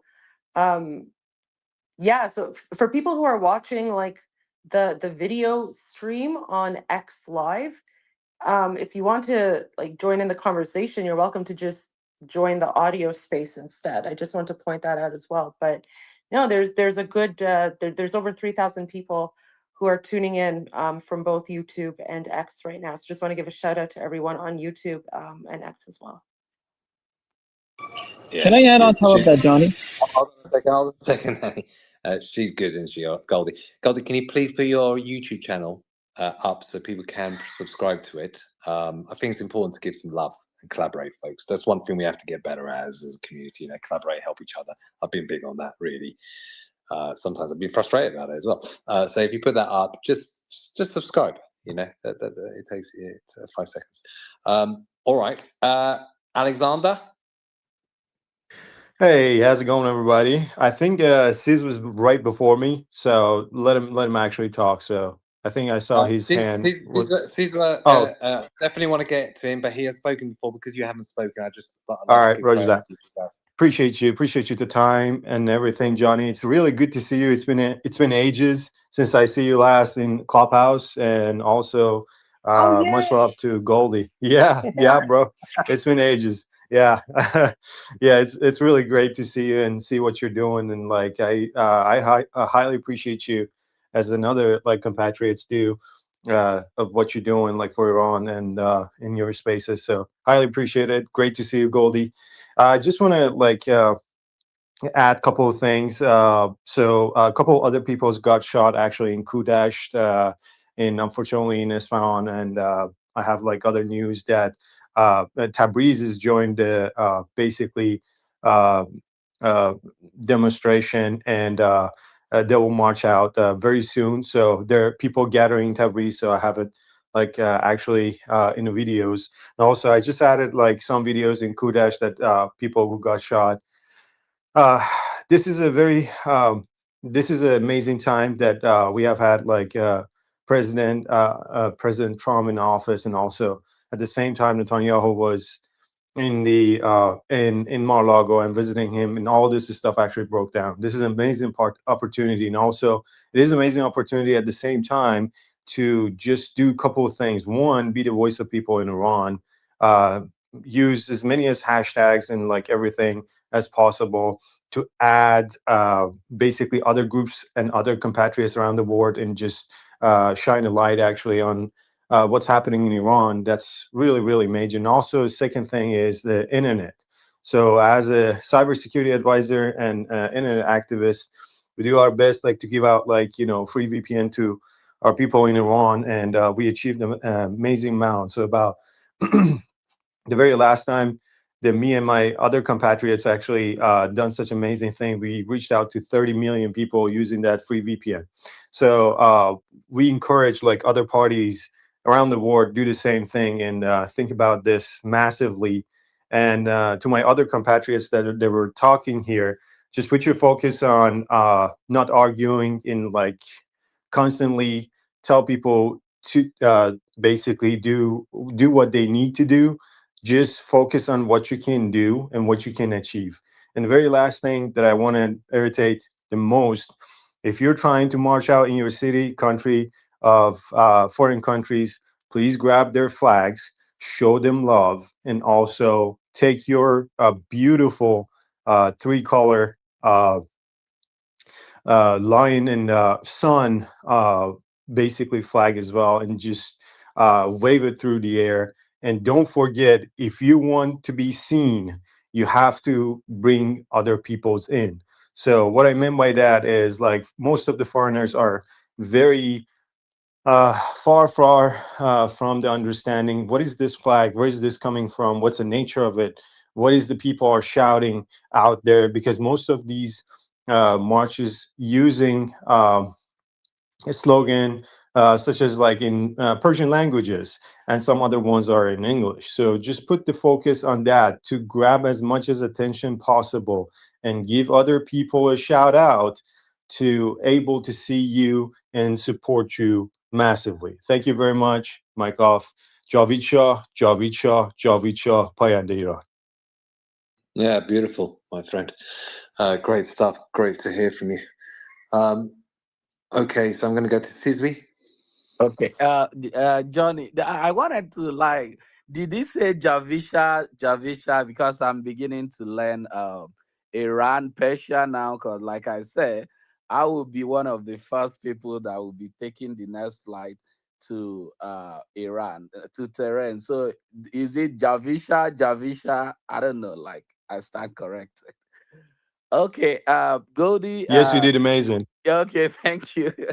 So, Goldie, thank you for the follow again. I also want to thank you for what you did the other time. You didn't know that amongst Nigerian, you are very popular amongst the local. You know, you destroyed that Islamic foreign minister in that interview, and it's just like the same thing we are talking about. We're talking about Christian killing of Christians, and the only person the Islamic regime of Nigeria would bring to, speak on that is also an Islamist. So how does he expect that the world will look at your name and knowing that, are we expecting you to speak in defense of Christian? So a lot of people know you, and people were applauding how you completely destroyed that guy in that interview. Again, I wanted to speak on what Cyrus said about Israel's involvement and the body language of the opposition. Now, this is very important. This opposition, just like Nigeria, because I always like to use Nigeria as an example, but it's almost like the same thing happening. They are always paying attention on this statement of invasion. They are waiting to find a loophole to try to, like, be able to push back. So it's very important, like, we are very careful not to bring in Israel completely into the scene. You understand? Because the opposition are gonna ride on it with this whole invasion thing. You remember when Trump bombed the terrorists in Nigeria? All they were trying to push was, sovereignty. They want to, take over our country, this and that. And we were standing by to push back on it. Now, imagine if an opposition come out to openly identify directly with Trump. This opposition will be like, oh yes, we're saying it. And guess what? You know, like the other speaker said, they are very much undecisive people that are waiting, that are standing by. So it's a war of narrative, like I always say. Again, Goldie, you mentioned something about what Obama did in Iran that, you know, gave this people that that made this government to still be in existence today. Remember that Obama did exactly the same thing in Nigeria. And I don't know what is it with these Democrats and with Islam. I don't understand. I tried to make more research about this. Maybe someone is going to speak on that. But why is it that wherever there is Islam, Democrats always gravitate towards that? We had a thriving government, a Southern Christian, and again, the Southern Christian government. And one thing about Christianity is that when they are in power, they don't really care about this making everything Christian. They are more interested about fairness, equality, do your thing. They don't want to impose their religion on you. So we had a Southern, a president that was from the south of Nigeria, who happens to be a Christian. And in his government, he made sure that he balanced everything. Like there was fairness. All the people from the north that are mostly Islam, they had their representative in the government. And he was actually doing so well in crushing these terrorists. But guess what Obama did? Obama came and removed, with his influence, removed that government. He sided with this opposition that are mostly Islamic government and did everything to push out that government. And today, this is where we are today, Nigeria. So I don't understand what is it about Democrats and Islam everywhere. Maybe someone is gonna throw more light on that. So again, like I said, Can I just answer that question, yeah, Johnny? because I'm so curious. Yeah. Go ahead. All Yeah. right, so I'll take you right back to the history. When Biden was Biden, he was young and just, in his opinion, was prosperous. So Biden was the number one foreign advisor of Jimmy Carter, who actually led what happened actually in 1979 and just pressured Shaw actually to basically leave the country, and then the rest is the history. I'm sure like you know about it. So there is like almost no differences between the Democrats that are in suit and tie and basically mullahs. So the only differences or major differences is just the way they dress up.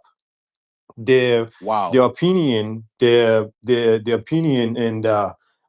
basically the major clash that most Iranian people have had with Obama was just like keep saying like we're nonstop supporting people of Iran, but he didn't do jack.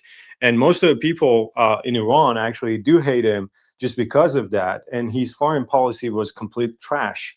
He gave out many free visas and green cards actually to many of the regime basically leaders. And since then, you start like seeing people with like with a very nasty history coming through U.S. and staying U.S., which is the basically either the children of their basically the leaders in Iran, or better say actually Islamic Republic, or anybody else. So the line, like the line has been passed. And also, I just want to shine a light on another thing.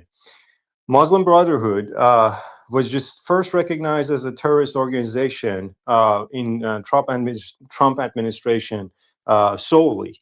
You would ask yourself why, and I would shine a light on that too.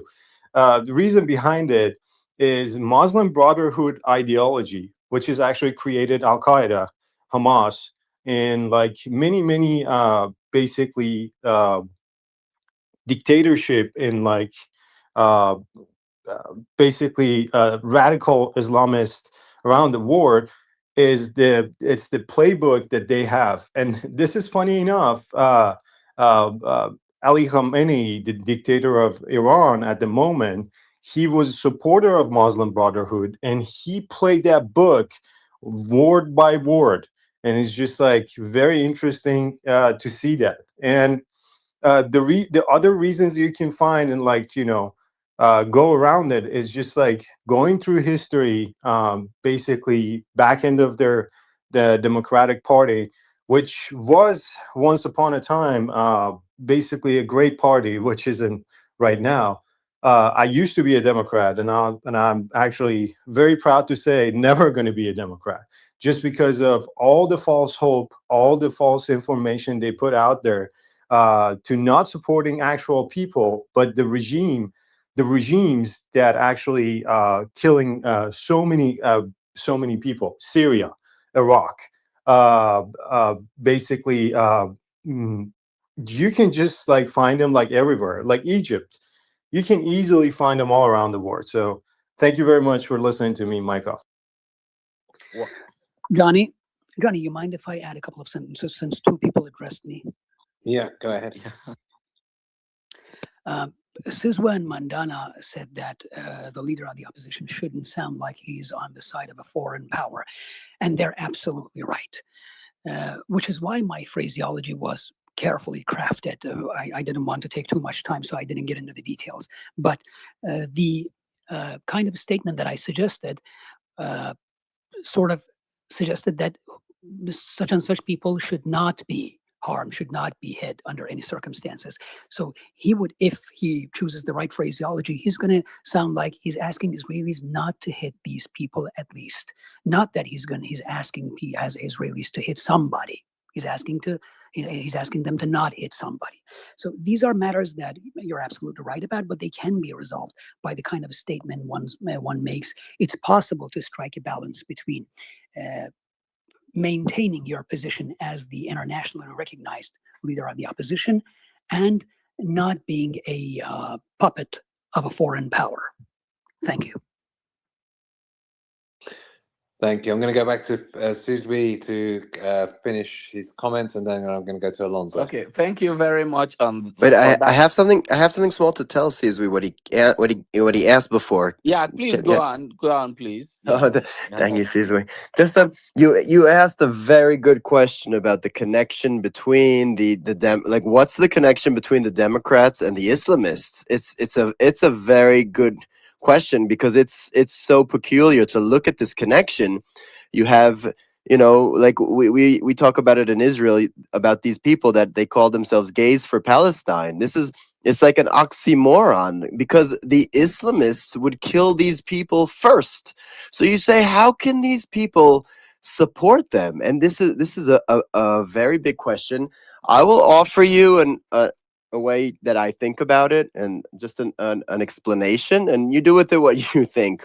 Okay, I think that in a deeper sense, okay, our world, our universe, and also our school of thought is kind of built in like a circular, okay, way, which means that at a certain point, two extremes will meet. Okay, and it's because there's no really other good explanation, like you say, because you look at this, how can it be?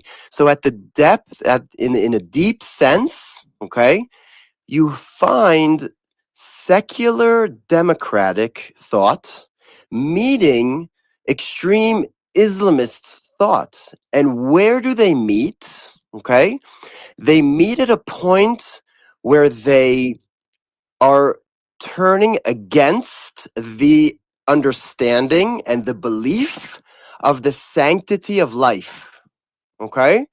And they come out, they find themselves together because they have met at that understanding that they do not believe in the sanctity of life anymore. And we can go very deep in all kinds of, this has to do with abortion, and this has to do with the laws, and obviously the Islam, they believe in the jihad. I mean, I remember hearing, I'll tell you something about myself. I was in a school before I went into my military service that was attacked by a terrorist, okay? And I lost a few friends there.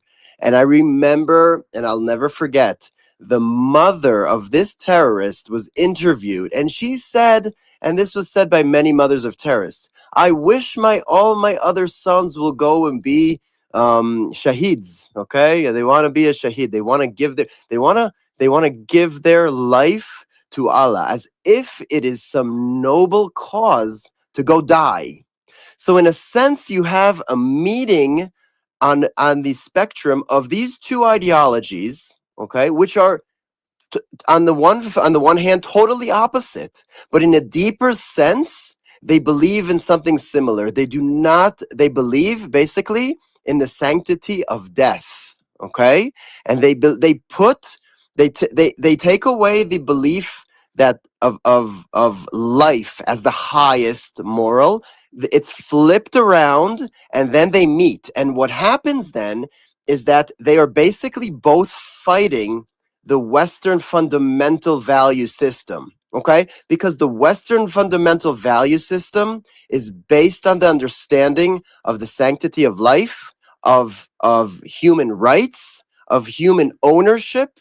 It all comes out of this notion. And once you don't believe in that, all of a sudden you find yourself in all of these schools of thought. I'm talking about the liberal, okay, secularism, that all of a sudden sees the world in all these ways of oppressors and oppressed, and of the fighting of the, okay, of like in communism, when everybody is fighting over the different your different value is not according to who you are, but according to your status in life, and everything gets mixed up, and they find themselves all opposing the West. Okay, and I'll stop here because this can go on for a long time, but it's something for you to think about.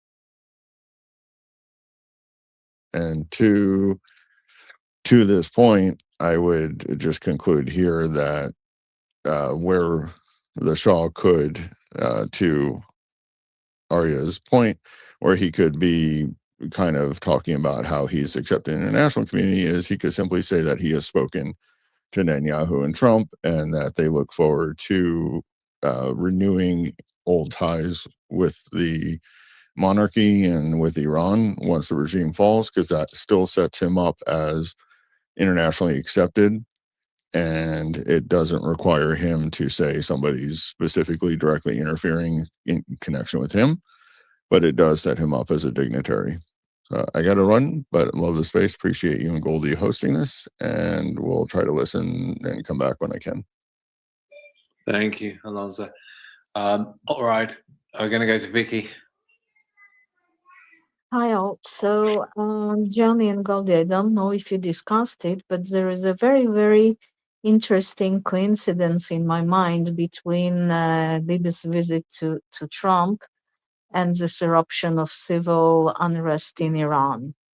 So I'm trying not to be conspiratorial, but the timing I think is very interesting. Also, again, it's just a meme, but somebody posted yesterday on LinkedIn this meme saying, allegedly from our intelligence services, saying, to Iranians, we're not only with you in our minds, we're also with you on the ground. So take it the way you wish. When I heard that Bibi was going to Trump, I said, oh, he's going to kiss his hand and get a blessing for, finishing the job in Iran. So I don't know how much Israel will be involved. But again, the timing between the civil unrest and Bibi's visit to Trump, in my non-conspiratorial but suspicious mind, is very, very interesting. That's all. Yeah, I think timing is more than coincidental too, but we'll see. Thanks, Vicky. All right. Johnny, I see that we have a lot of requests from people. So maybe we could free up a slot if you want to maybe, I don't know, send a co-host request to someone else, just so that we have some more room on stage. Yeah. I've also. I can go down, or if you want to, no. I can go down or co-host me, whatever. I can do that as well. Just forewarning, I do at some point need to get ready for New Year's Eve. But yeah, I'm enjoying the conversation. What New Year's Eve, Johnny? There's no New Year's Eve when we have like people in Iran. I know. I'm just messing with you. No, I know. Happy early New Year.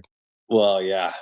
See, I prefer Nowruz to New Year's Eve. I don't really like it, but you still have to do it, don't you? Happy New Year. All right. Yeah. So I'm going to go to the national secular conservatism profile. I can't quite read your name. Hello. I'm a protester from Iran, a member of Shiraz City Imperial Javidan Guard. Thank you for supporting Iran. Thank you so much. Thank you for carrying our voice. Shah. Yes, Langleaf Shah, Javid Shah. I just want to say that we are not afraid anymore. We have nothing left to lose, and we want our king to return.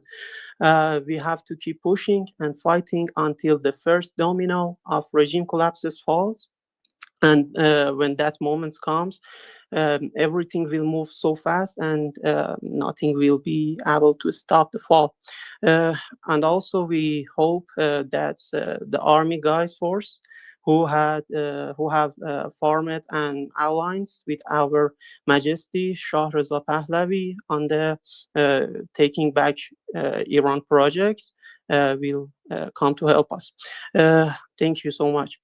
I should say thank you to our allies from countries like Nigeria, Ukraine, UK, Lebanon, Syria, Israel, United States, Tajikistan, Armenia, Australia, and Canada, and a lot of people from another country for standing with us against the Islamic Republic. Long life King, long life Princess Javid Shah.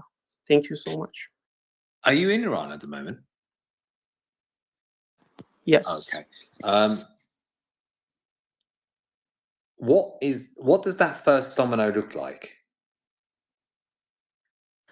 Right now, I'm not ready for saying this because I live in Iran and I can't speak English so much. Okay, thank you. You know, we've been down this road so many times, right? And eventually they suppress this and that. And you know, Iranians, it can be emotional at times, everything else, and get caught up in it. Truly, what's the sense you have in your gut? What do you smell and feel there? What's the feeling? What's the instinctive view that you've got? What you're smelling, hearing about this one, and how this one's different? Johnny, something like some cities completely fails, and army guys, I speak about them. They alliance and format with majesty come to streets and with people holding the cities against the Islamic Republic regime and Basiji, something like that. Probably then we see the after that we see the first domino falls. I guess something like that, and I hope so that day come really soon. Yeah, we hope so too. All the best to you, you know. All right. Can I just have a quick word? Oh yeah, yes, of course. You had your hand up there. Yeah, sorry, I've been waiting so long. So I was going to just talk to my friend from Nigeria. Actually, I really like his comments about. He's in the audience, so why. we'll listen. Go ahead. Oh, thank you. Yeah, of course. Yeah, why Democrats are connected to Islam. I mean, my country fellas, they talked about this, but I'm just going to say my view.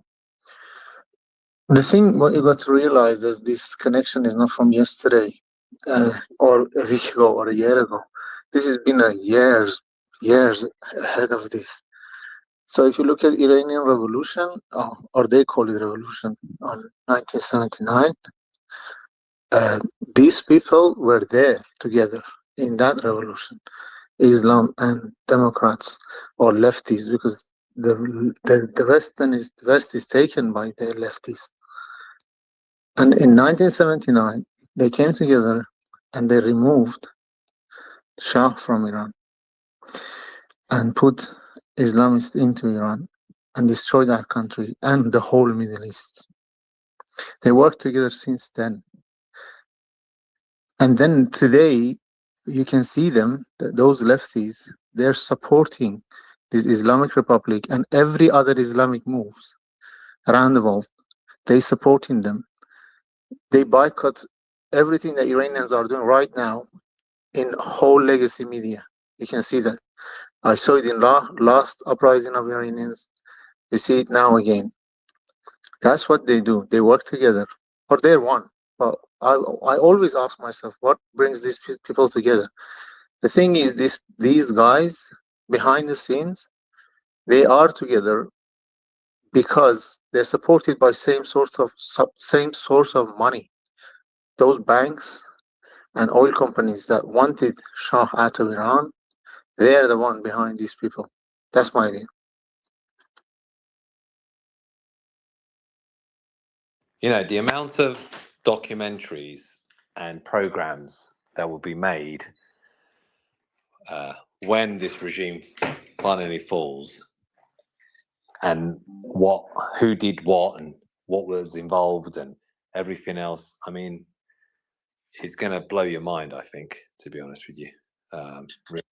Exactly. If my country fellows, like those who can read Persian, I really recommend reading a book called Behind the Scenes of Revolution, which is 1979 revolution.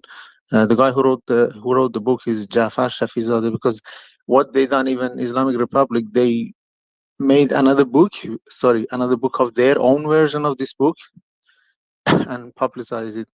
So if you Google it, you're probably not going to find the actual book of Jafar Shafizadeh, which actually explains the whole revolution, who's done what and how it happens. And in that book, you find out that these groups, they actually work together. Thank you. Yeah. Thank you. Deborah? Hi, everyone. First and foremost, Javi Shah and victory to the Massa army. All of you courageous people who are standing up, you're not only standing up for your country to restore it to its rightful status, which is belonging to the people.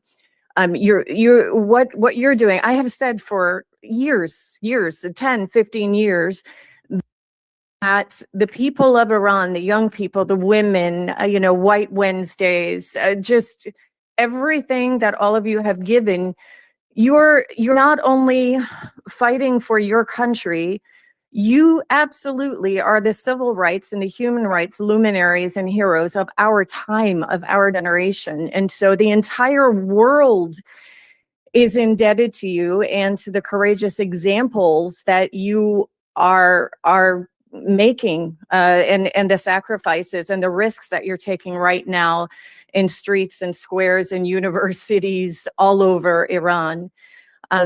So I am in awe of you. I always have been, and I support you, and I always will. And I want to encourage you to keep talking about the revolution, because we're in the middle of one here in the West. Too many people here, there are two different groups, I believe. Maybe three. So there are the ignorant people who have no idea what in the hell happened in the lead up to the 1979 revolution. And then there are the cynical who know full well and good, and they're just literally trying, they're hardcore communist leftists trying to ride the tiger that is this alliance with the Green, with the Islamists. And then there are people who are just completely clueless. It's incredibly important that the clueless are educated and that the scumbags who are willing to lay countless lives up onto the altar of the shitty little revolution that they want to take place in the West, because they see America with all of its faults, right? And I'll be the first person to criticize it. They see America as irredeemable, as evil, as an evil empire, and completely irredeemable. And they see, they've drank the Kool-Aid, and there is, I think, no other group of people more qualified to speak from a place of experience than Iranians. And so I would encourage all of you, I do my best, I do my small little part, to educate my community, because it's so important that we support you, because in supporting you, we're supporting freedom all over the world. But please continue to talk about the revolution. Please continue to talk about how the left ushered it in. Please continue to talk about the fact that it was the useful idiots who propped Khomeini up and flew him back to fucking Iran. It was them. It was them. They were the first to be lined up in a firing squad and disposed of as soon as they were no longer useful. The reign of terror, right? The number of executions that took place, between 15,000, and I think that's probably conservative. Then in 1981, more, almost 3,000 more executions, and then the prison massacres, and on and on and on and on. And that, I understand, was perhaps as many as 30,000 people. We'll never know, right? So please keep talking about this. And I'm in awe of all of you, and I support you. And I hope that I get to see the privilege. I hope that I have the privilege of getting to see a free Iran in my day. Again, victory to the spirit of the martyrs.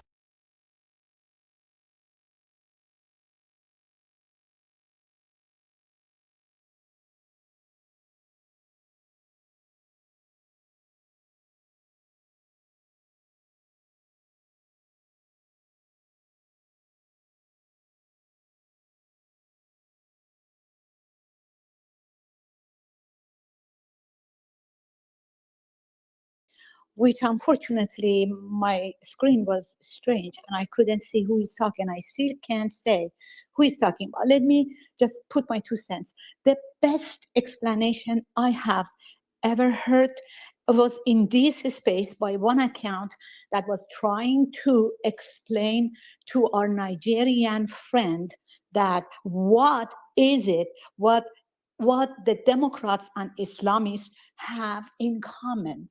I must say, I have to refer you back again to the very golden statement of Shahanshah Aryamehr, the late father of King Reza Pahlavi II, that he said that Iran has been used as a testing ground for the alliance, unholy alliance between the red, which is communism / Marxism or socialism, and black, which is Islamism.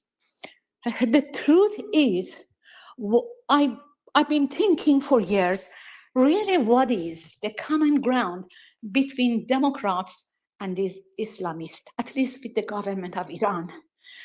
It gradually sank in and beautifully verbalized by one of the accounts here just about 30 minutes ago, more or so, that he said, because it goes back to the common core and common belief they have. They don't appreciate life. They appreciate death. To me, this is more like Machiavellism, which Machiavelli says that you all know, goals actually is justified by the means. And somebody told me, what is wrong with that?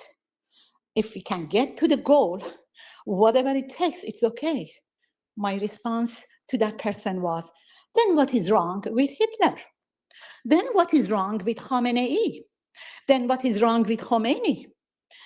Their goal is to get into power, and to get there, they do anything they want, anything they can, even mass murder, massacre, genocide, and even worse, democide. This is what is happening in Iran now. It's beyond genocide, it's democide right now. Then if you can explain to me why Khamenei, Khomeini, and Hitler are wrong, then I can accept to be a Machiavelli. What happens is the Democrats over past decade, they prove that their core value is not humanity, is not life. It is the money and it is the power. If you go back to the history of Islam, you'll see when Muhammad arranged an army, quietly, army of Islam, and in one day, without anybody knows, attack from Medina to Mecca. The slogan between his soldiers was, listen to this, it says, kill, but don't torture. Because torture is worse than killing. A lot of people stand right there and say, see what beautiful statement. He says kill, but he says don't torture. The argument is they both are equally ugly. The torture can lead to death, What kind of philosophy is this? Kill because torture is worse than killing? This reminds me of Wafa Sultan, one of the bravest woman, Harvard graduate, single-handedly is fighting against Islam. In one of his seminars, he says Muhammad was a pedophile and married to a 7-year-old girl. She says at the end of the seminar, a Muslim woman with cover approaches her and says to her, "Oh, you are lying, Miss Sultan." She says, "Why?" She said, "Because Aisha, the wife of Muhammad, was not 7, was 9, and that's why you are lying." And Wafa Sultan in response says, "Oh, then that exactly means like when someone is driving at 110 miles and the police stop him and say, 'You've been driving 110 miles. The driver says, "Oh, you're lying. It was only 105 miles per hour." So what difference does it make? This is the argument most of the Muslims make. And why Democrats are in cahoot with Muslims and Islamists. I say one more thing and I land there. Look at Zohran Mamdani. He hardly spent 7 years in America. His rest of the life was everywhere, Ghana, other African country, anywhere. He only been here for 7 years. And when I looked at his history, his aunt, his flesh and blood, his relative, actually supported Khomeini and helped other forces to bring Khomeini to Iran. So this is his Islamic part. The other part of him is his father. His father, without denying his sister, which is the Zohran Mamdani's mother, act without denying it, not supporting it clearly, but not denying it neither. He is, and he was, a Marxist professor for his entire life. See, there is always a marriage, unholy marriage, between Marxist, Islamist, dark forces together, and Democrats are no different from them because the core value of them is the same thing. And for that reason, I land my statement there. The world has to waken up. As King Reza Pahlavi II said, this is not Iranian matter. As Emily Schreider said, Iran was hijacked for the purpose of this marriage between the dark forces, between the red and black alliance. That is the bottom line. And we have to waken up. Somebody said we have to speak up. Do you think I'm very courageous? Swear to God, I'm not. But what made me talk is beyond Iran. I felt world, the humanity, our civilization that we have worked so hard to get it here from the caveman life is in danger. It's not just about Iran. Look at America, look at Europe.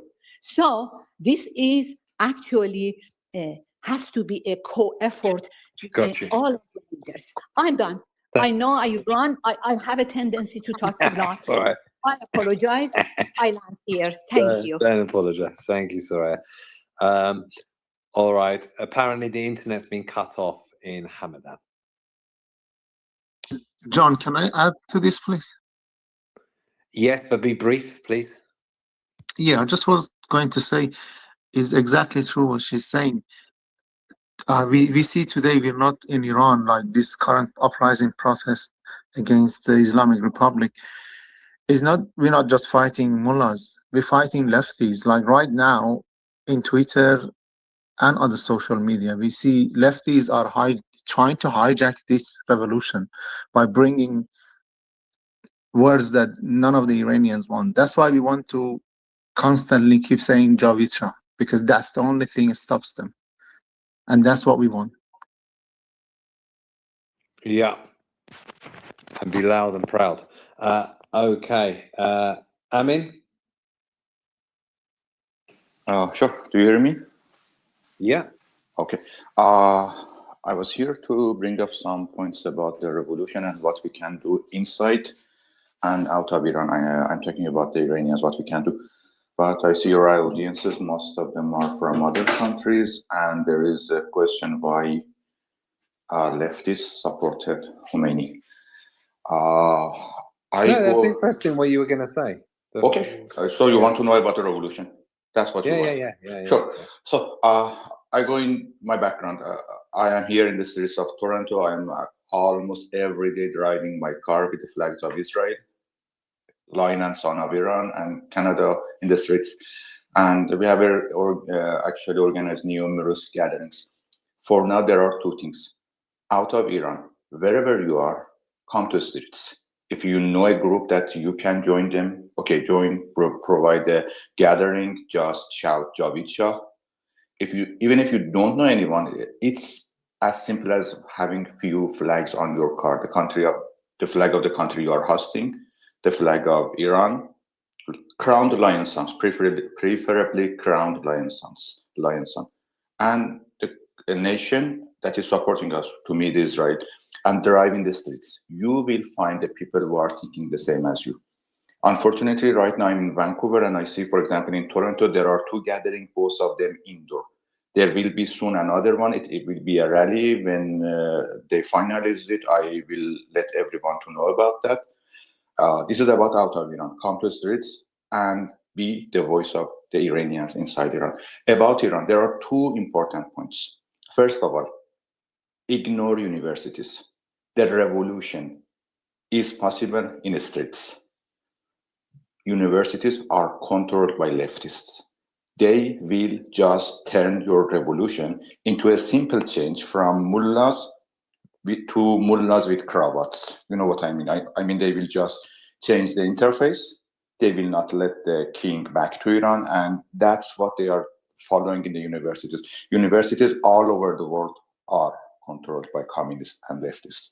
So whenever you see too much Salehi or any of these leftists are telling something is happening in university, it's just proof that universities are the place where they will fail our revolution, as they did 3 years ago.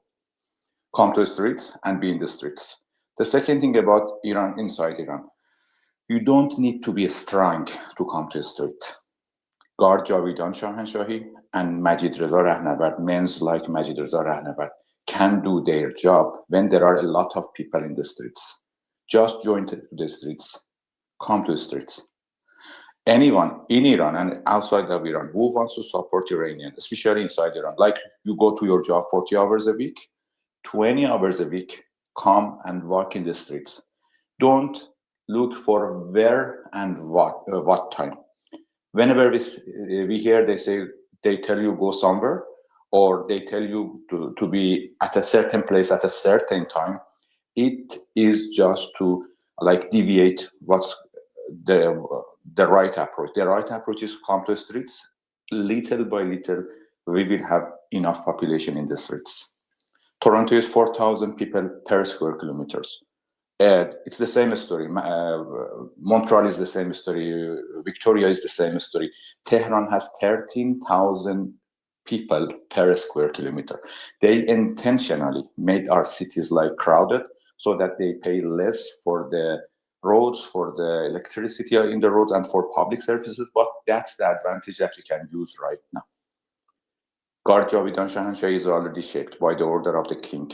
Just come to the streets, make the streets busy. They will do the rest of the job. Thanks for your time. Javid Shah, mic off. Johnny, can I say one more sentence? Of course. Draft? Yeah.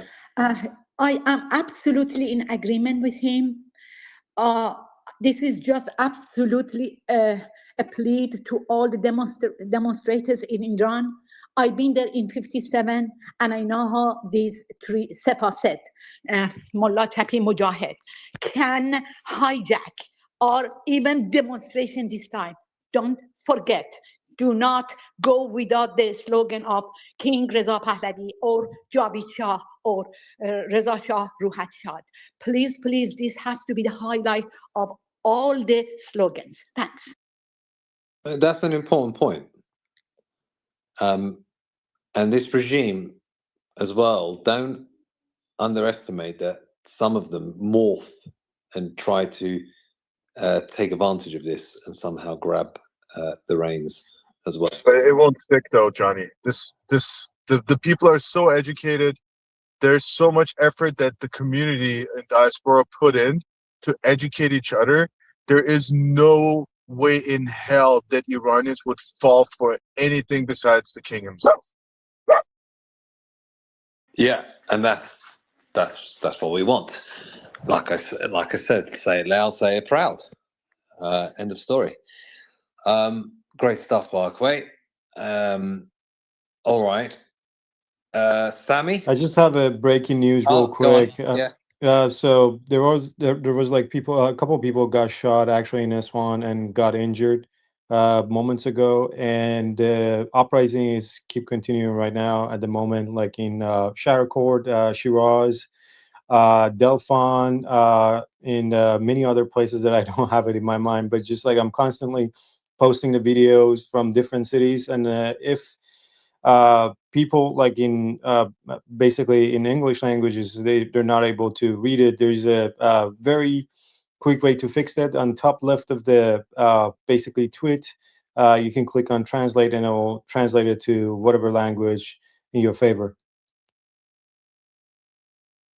Yeah. Johnny, I just wanted to add something really quickly Yeah, of about course. this slogan.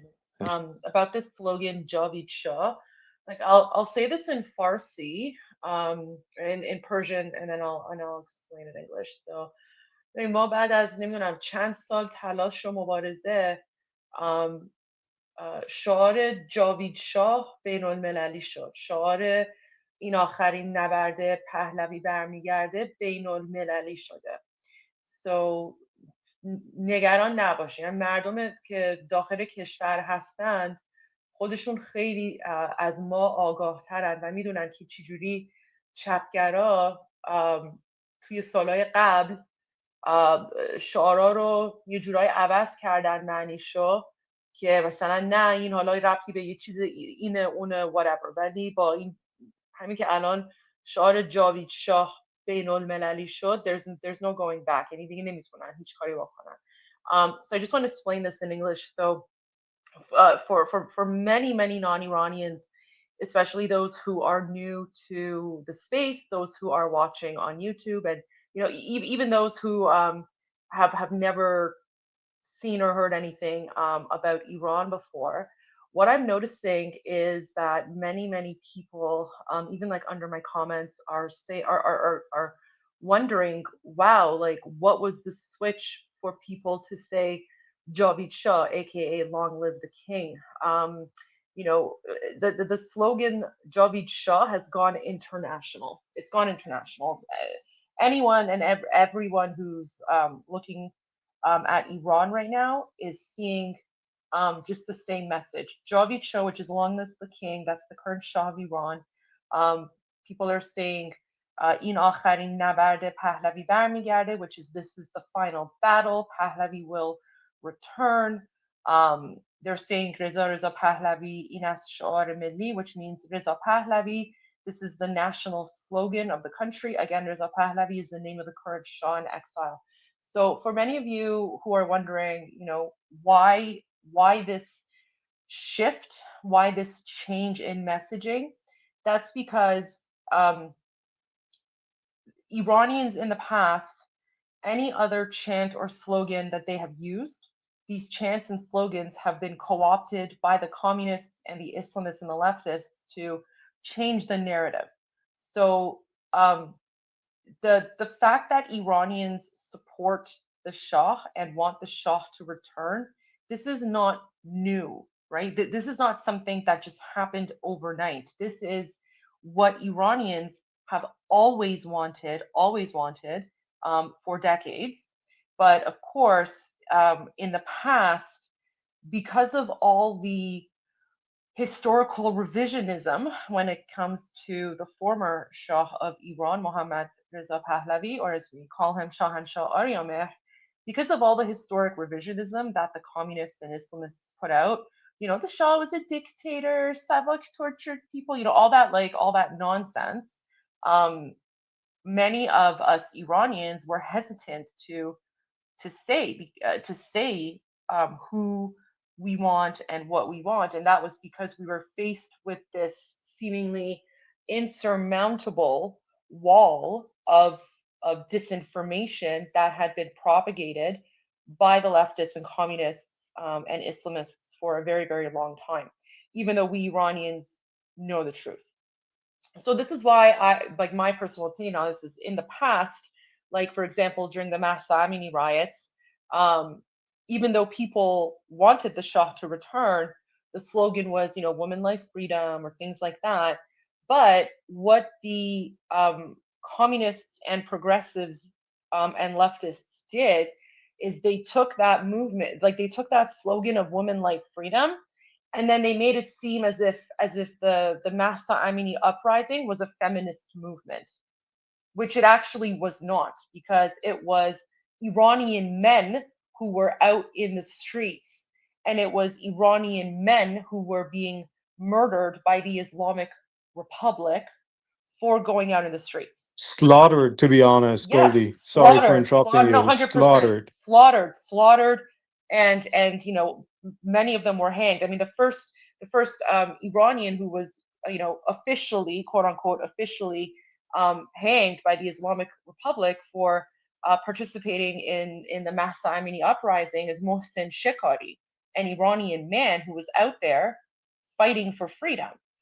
And one of the reasons that the leftists and the progressives and the communists tried to frame the woman life freedom as a feminist movement is because they wanted to use that to create their own feminist leaders. So they wanted to use that movement to put out their own fake opposition leaders. Many of these opposition leaders, by the way, quote unquote, they're part of the fake controlled opposition. So they are all connected to the Islamic dictatorship in one way or another. For those of you who are like, oh, wow, this sounds crazy, this is true. I mean, this is how this Islamic dictatorship has remained in power for so long. It's through misinformation, disinformation, false narratives, right? All of this stuff. So that's why today you're not hearing Iranians say women life freedom, because it's not about that. It's not a feminist movement. It is a national movement by all Iranians fighting for freedom and oppression against the Islamic dictatorship.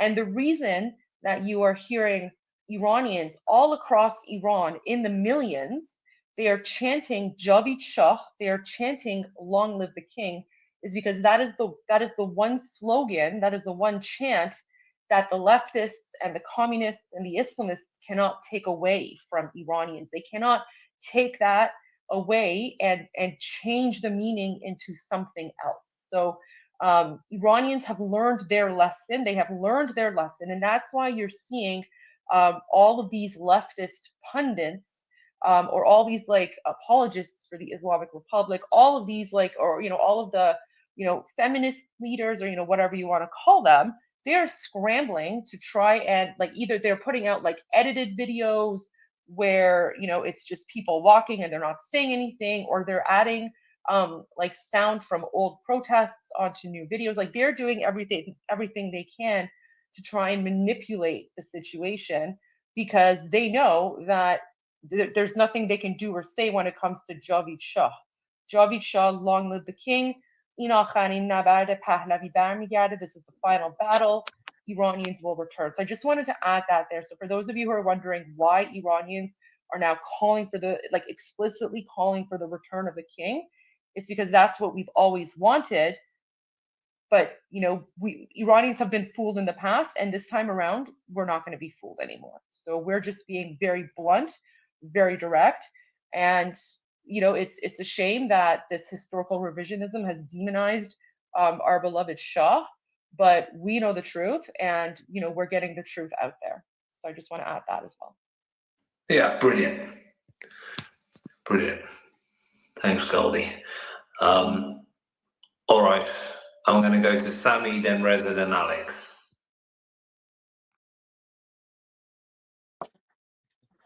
Good morning, good evening, everybody. Johnny knows me. I'm not going to be talking softly because at this point I am beyond pissed.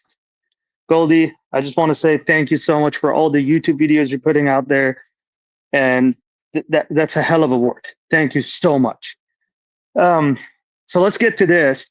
So what is the lefties doing right now with their Islam fetish that they have? I'm going to call it out exactly like this: Islam fetish. This is the type of fetish that these liberals have. They don't realize that Islam eventually one day is going to knock on their doors and they're going to take away their life. This is for America. This is for the entire Europe. They don't get it. They don't get what cartel, what Elizabeth Queen put out in the word. They are not some uprising, they built their own things coming up, Islamic movement. No, they are man-made crap that they put it in our hands. But here's the thing. Anybody from where I'm working, you guys want to just label me with espionage? By all means, have at it. This is it. This is a fight. This is the first wall. This is the revolution. We are revoluting. We're not protesting only on the street. We're revoluting. We're calling out the Islamic Republic regime to be going down. This is it. This is the last call. And we're going to fight. Javicha, yes, of course. We're going to stand by Kings, yes, of course. There is a thing with all the news medias that they don't want to cover this thing. That's fine. But I'm going to tell you guys this, that now Islamic Republic not only has a nuclear weapon ready for you guys, they also have biological, and they also have, guess what? The chemical warhead for you guys ready. You know what does that mean? That means they just want to end you guys, because in their Quran, with their fetish that they have, there is only one understanding. You fucking kill everybody that they are not Muslim. You force them to be Muslim or you're going to kill them. That's what it is. That's what it is. And nothing is going to stop it. If you're from Europe, if you're from England, if you're from the liberal side, and you think you're going to go chant pro-Palestine, let me tell you one thing. How in the freaking hell is it possible that Iraq, that created in 1921, Saudi Arabia become a country in 1932, Syria 1946, can form a freaking country out of the country that never goddamn exists? This is it. There's no more soft talking. When the regime start opening fire on people, you know what does that mean? Let me tell you what does that mean. This is a civil goddamn war in Islam, in Iran. Either Netanyahu, I'm just calling out, either Netanyahu, either President Trump, they will figure out something to help people.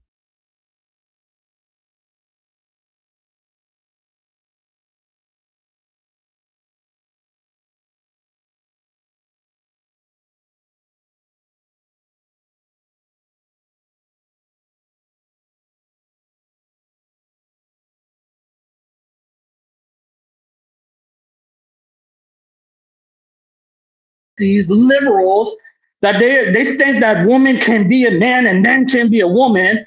They think Palestine even exists. They hate Israel, but the moment you say something about Islam, you're Islamophobic. I'm so sorry, yeah, but you're a Persian phobic, but you're Jewish phobic. You're all the phobic that you want to label it on me. That's you. This is a wartime. This is a fight time. This is a revolution. We're going to end it. And anybody stand with us, they're going to be part of us. Nobody's going to stand with us. That's totally fine. Guess what? When all of this is done and we take back our country, you guys still need oil. You guys still need minerals. You guys still need a bunch of other things. Guess what we're going to do? We're going to sell it, and we're going to sell it with the markup. Yeah, that's what it is, because that's how everything is started. Charteron was not wrong. Rest in peace. The man said one thing very clearly to Carter. You know what was that? Hey, you get rid of a bunch of weed. You just throw it in the ocean. You get rid of it. How about you sell me that weed so I can feed my people, but I'm selling you the oil cheap? How about that? How about that? And guess what they did? They got together with Queen, with a bunch of other lefties, and they said, how can we get rid of him so we can have oil? There you go. This is the cost of oil. But here's America, here's Europe. How are you guys going to solve your problem with the water? Because now this is a bigger war. Now, how are you going to solve your problem with a bunch of Islamic radical that they cannot even see you live? That's what it is. But at this point, this is a civil war. This is a revolution. We are not backing down until this regime goes down to dirt. Stand up, be loud, call out Elon Musk, call out all the goddamn news channels, and just tell them, you either become our goddamn voice, or we're going to come on the street and we're going to show you guys a riot. That's it. Mike out. Javi Shah. Thanks, Sammy. Sammy needs more passion. But thank you, Sammy. All right, I'm going to go to Reza. Everyone. Sammy, you're basically mentioning people basically ignore. What is happening right now? The advances that we have in basically AI, what will happen in next few years? They will have access to like small drones that they can basically endeavor and kill whoever they want to. This is a real risk that we are facing in next few years. And like I always wanted to, whoever is from the West, they need to understand this real risk. These people are not regular individuals, as I mentioned. There are people that they enjoy essentially exerting power against other people. You can see it in Iranian streets. So they're basically running the country, enjoying the basically wealth of the nation, and still they kill their children. This is who they are, and you need to see it without any lenses. So understand this is the problem. This was one thing I want to mention. Second thing, which is like a big risk. Always you have to protect yourself against large risks. Small risks, they always happen in life and you can handle it, but large risks like this are basically need to have real attention. Like, think about it. If Israel didn't have the pagers, what will happen? They had 150,000 basically missiles to shoot at Israel. So I want everybody to know this was this close that they could basically come up with a catastrophic event in the second. Is like what is happening in Iran on the ground. One of the cities that they are doing like really nice job is Hamadan. So what is happening in Hamadan is essentially one guy, his name is Mehdad Maher. You can basically look him up on Instagram. He's basically directing everybody what to do. So what they did like yesterday, and they planned it, they said, hey, you know what? Tonight, we're going to let all these like Basijis live in the street in the cold. And we're not going to bother ourselves. We go home and come back the next day. And the next day, what way that they arrange themselves is people with the cars essentially basically create a loop around the area that people are going to basically gather together. And like from 5 p.m. today, they got together over there. And essentially, basically, they are replicating something similar to what happened in Ukraine, which I think it has to be basically repeated in Tehran or other big cities. So mostly Tehran is the main one. If they can basically gather somewhere, a lot of people, they are all together and they have basically some sort of protective device with themselves, woods or like metal bars or something that they can defend themselves, and they are all together, that would be great. Then that would basically, it may basically cause revolution to win. And this is something that these people in Hamadan are doing, and this is a model I think has to be basically replicated everywhere. Beyond that, I hope like whoever is basically trying to help us to come up with a real plan. And one of the main things that I think they need to be done beyond like military and kinetic help is essentially they have to freeze the assets of the regime, basically related individual, their kids, their family who live in the West. They're really, what I heard from inside Iran is they are really afraid of that. And this is the main, basically, pain point that it can be exploited, the West. I'm sorry, I'm just So going to my jump in and say something. Yes, you have a valid point. I'm going. Anybody wants to know how the street fight goes? Please reach out. I'm going to give you an exact military psychological behind it. But one of the things, axe is a weapon, knife is a weapon, wood handles, anything, wood pieces, they're a weapon. If they kill one, you guys kill four.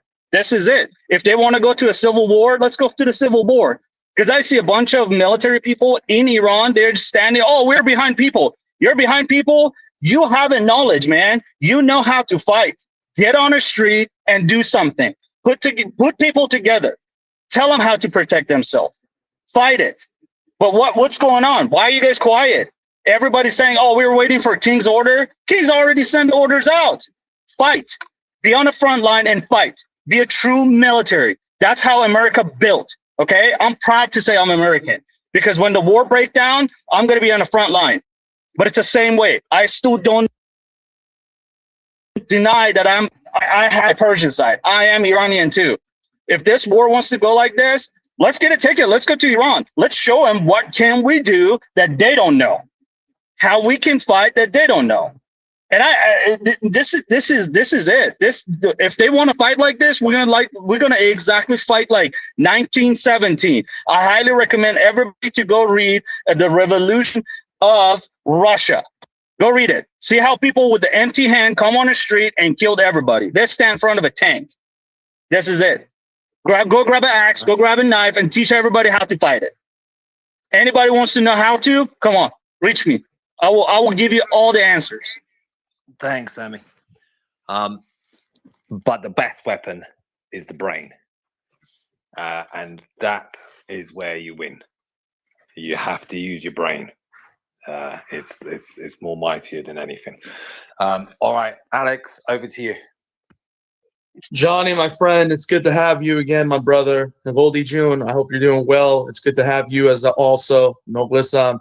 Everybody in this room knows it. I haven't slept. It's been almost 24 hours. I've been awake since last night. I have been posting a lot of videos. I just posted, Johnny, if you or Goldie or whoever can nest it, I just posted something in the city of Khurtasht. They just threw rocks at a police officer and bloodied the shit out of him. So there you go. We were just talking about hand-to-hand combat that's happening in the street. There's so much I want to unpack, but I don't want to keep everyone's time. I want to put good news out first. I want to personally say that my nephew has now officially learned. He's only a year and a half old. He's now officially learned to say Javeed Shah. It's the cutest thing. So my nephew, you guys know I have a nephew. He's only a year old. He's now saying Javeed Shah, and he says, "Die, Alex." It's the cutest thing. So shout out to my nephew because he said that to me today. It really just gave me hope for what the future of Iran is going to look like. Number two, the people of Kermanshah, Hamadan, it is intensified. It is intensified in a situation where I cannot describe it to you what it looks like. It is chaotic right now. But I am so pissed off at what happened today with that tragic, cowardly shooting of an 18-year-old man, Mehdi. You know, they shot him, and it just broke me because, again, you're Sammy Jones. You were on it with the passion, my brother. The passion is in you. I used to be like you, but I am more reserved because I've been down this path. I've seen what Bloody Alban did. I've seen what Women Life Freedom, Mahsa Amini Revolution did. But Goldie's absolutely right. This is it. And the narrative has changed. The narrative has changed in such a freaking way that King Reza Pahlavi is the leader now. Okay? And they did say Javeed Shah during Women Life Freedom. But yes, it was hijacked. It was hijacked by people that we fell for the Kool-Aid. We thought they were good people. No, they hijacked the movement.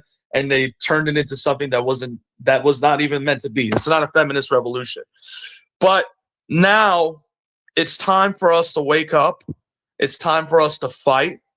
I agree with Sammy. It's time for us to fight disinformation. We need to be very, very combative with people who speak highly ill of King Reza Pahlavi, because what I'm hearing, and again, I said it yesterday, I don't want to regurgitate what I said, but they are saying that monarchists are using AI video and AI voices to chant Javid Shah.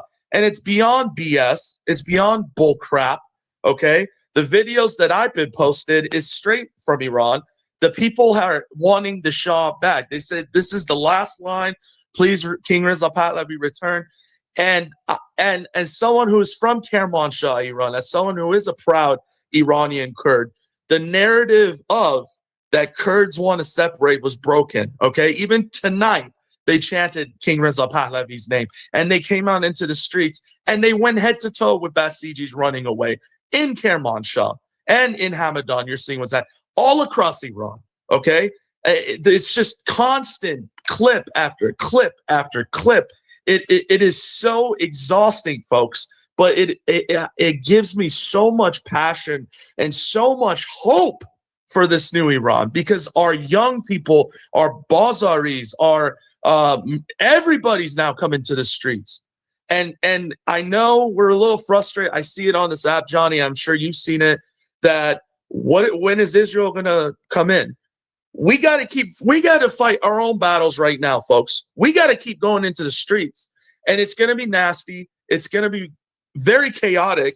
They already gave the orders for shoot to kill. They've already killed a young 18-year-old man in Mehdi today, and unfortunately, they just killed another man, but we don't know who it is. The video was out. Someone was shot in Charmahal and Bakhtiari area, and again, we're gonna have casualties. But here's the thing. We cannot let this break us. We cannot let this deter us. We have King Reza Pahlavi. He said the strongest statement today. He said, come out to the streets. His Majesty said it. And that gives me a lot of hope. And another thing, Johnny, and to everybody in this room, do you think that Prime Minister Bibi Netanyahu and Trump are just sipping margaritas in Mar-a-Lago and on the Palm Beach somewhere for a whole week? Do you think Netanyahu is just there for a whole week just to chill? No, sir. No, ma'am. There is something brewing. I don't know what's happening. I'm not a fortune teller, and I'm all about transparency. But what is happening, what Mossad is saying, and what all the Knesset members are saying, I know statements don't matter. I understand that. Believe me, I know it doesn't matter. But King Reza Pahlavi's name is spreading like wildfire.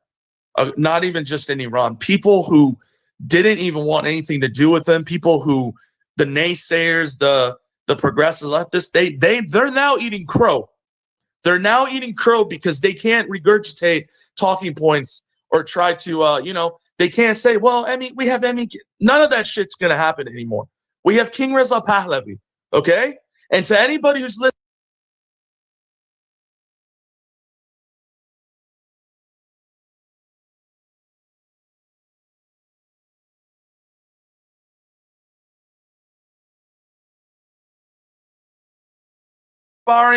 to Greta Thunberg, I'm going to scream it out loud. Where the hell are you? Where people are in the streets right now getting killed by bullets, by ammunition, not rubber bullets, not pellets, rubber, no, not even BB guns, no, live ammunition. They're shooting rounds, guys. They're shooting rounds like it's World War III. And they're coming after the Iranian people who are spilling blood into the street as we speak right now. So, and again, this is not about economic protests. This is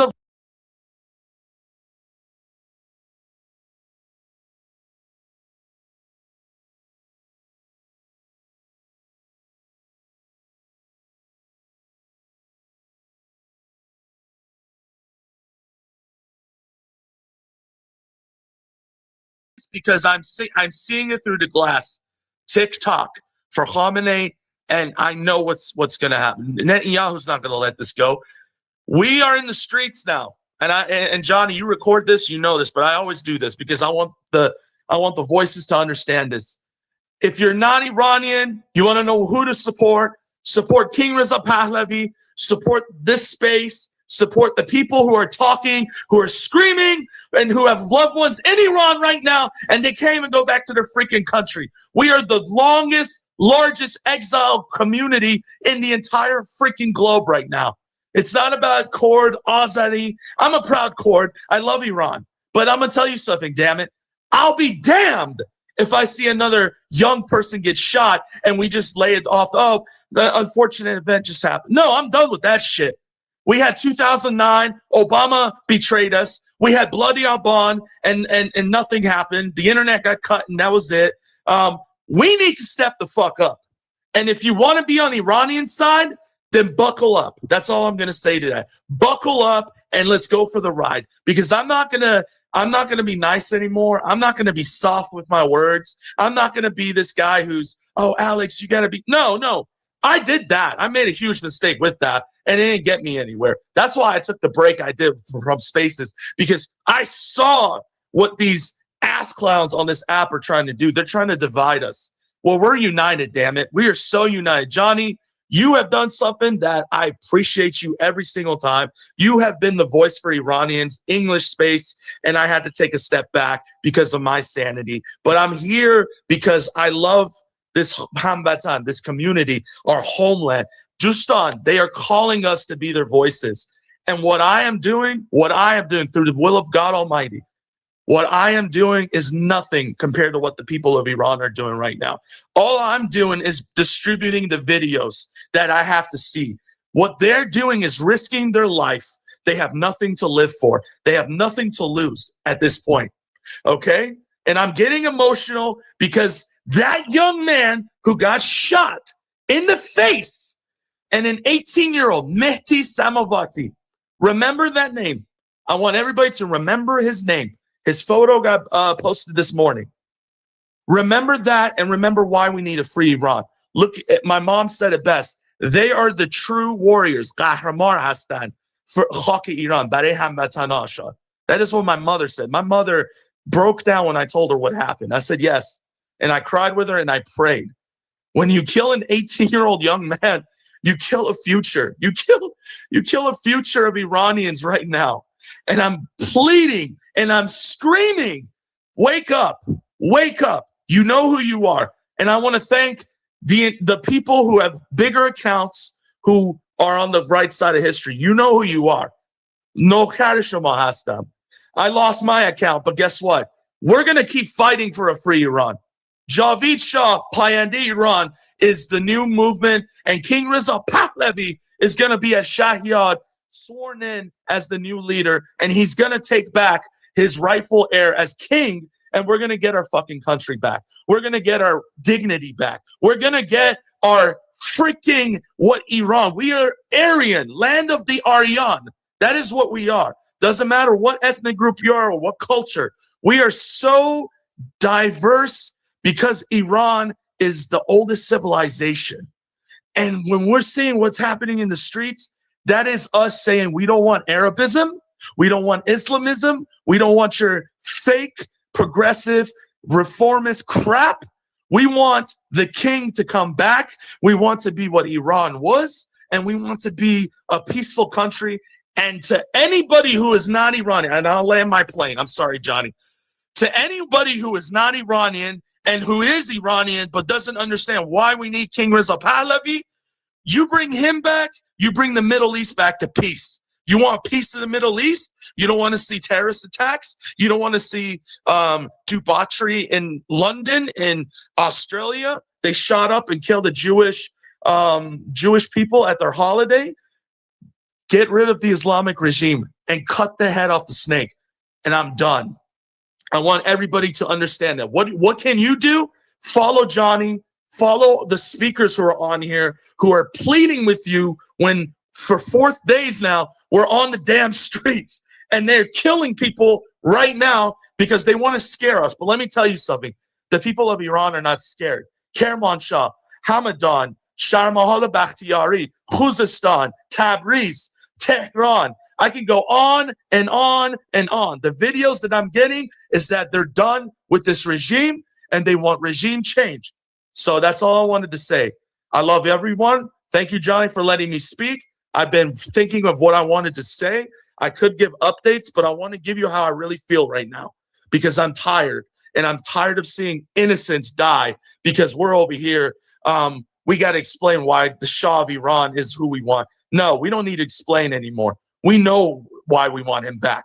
If you don't want to listen, then I suggest you get the fuck out of the way and let us take our country back. Thank you very much. Payand Iran, Jabi Shah. Thank you, Johnny. Yeah, I thought that was brilliant. Well, a brilliant speech. Yeah, absolutely brilliant. We've got two options, folks, because I need to get ready for New Year's Eve. Either we make another co-host to carry on the space, or we create a new space, etc. We've got Goldie, but Goldie's always busy as well. So it's up to you guys. I'm going to go to Goldie. Thanks, Johnny. Yeah, I don't know how long I can stick around because I have to I've been running errands and I still have some more errands to run, and then I actually have a few interviews later today. Plus, I really need to make like a video for YouTube to update everyone. But I just want to say I can't do this because the sound won't come through. But if someone has access to, is able to like play my post that I just put up top in the nest, play it on like the TV or laptop or something, and share the audio with everyone in the space right now, I'd appreciate that, because Johnny, it's gone beyond Iranians chanting in Persian, right? Because in Persian they're saying Javid Shah, that video up top, they're chanting in English. They're saying King Reza Pahlavi in English. So Iranians are literally like this is a message to the world, right? We speak Persian. We speak Persian in Iran. We don't need to speak English to each other in Iran. The reason that Iranians are chanting King Reza Pahlavi in English is because they do not want any ambiguity, right? They do not want anyone to misinterpret what they are saying or what they mean. And so, yeah, listen to that audio. This is breaking from like 15, 20 minutes ago. They're literally chanting King Reza Pahlavi in English. Well, check that tweet out. Alex, I'm just going to make you a co-host, but I'm just warning people that I need to get ready, so I won't be engaging much. So someone needs to take over. Johnny, what I was gonna do, but you guys brilliantly made a space before me. I was gonna make a space at this time right now because I wanted to. So I'll just I'll make another space, but I'll put the same title because I think it's a good.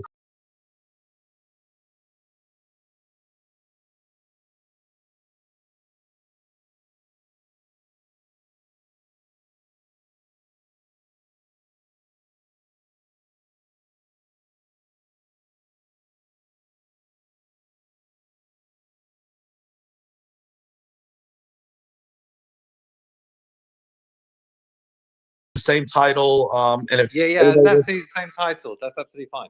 Okay, I'll do that right now. Then sounds good. That. All right, buddy. Thank you very much, brother. Happy New Year. All right, everyone, check out his space. Do it now so that people can roll into your space. Yep, I'm about to do it right now. Yep. All right. So look at Alex's profile. Alex will be doing this space. We've got about over 400 people in this space. Should I say the word space again? Johnny, one bit of news. I gotta go, Johnny. I gotta go. Yeah, but, look, and everyone check out Goldie. Everyone check out Happy New Year Goldie's to you all. Everyone check out Goldie's YouTube. Everyone check out her tweets. Everything else, you know, she's.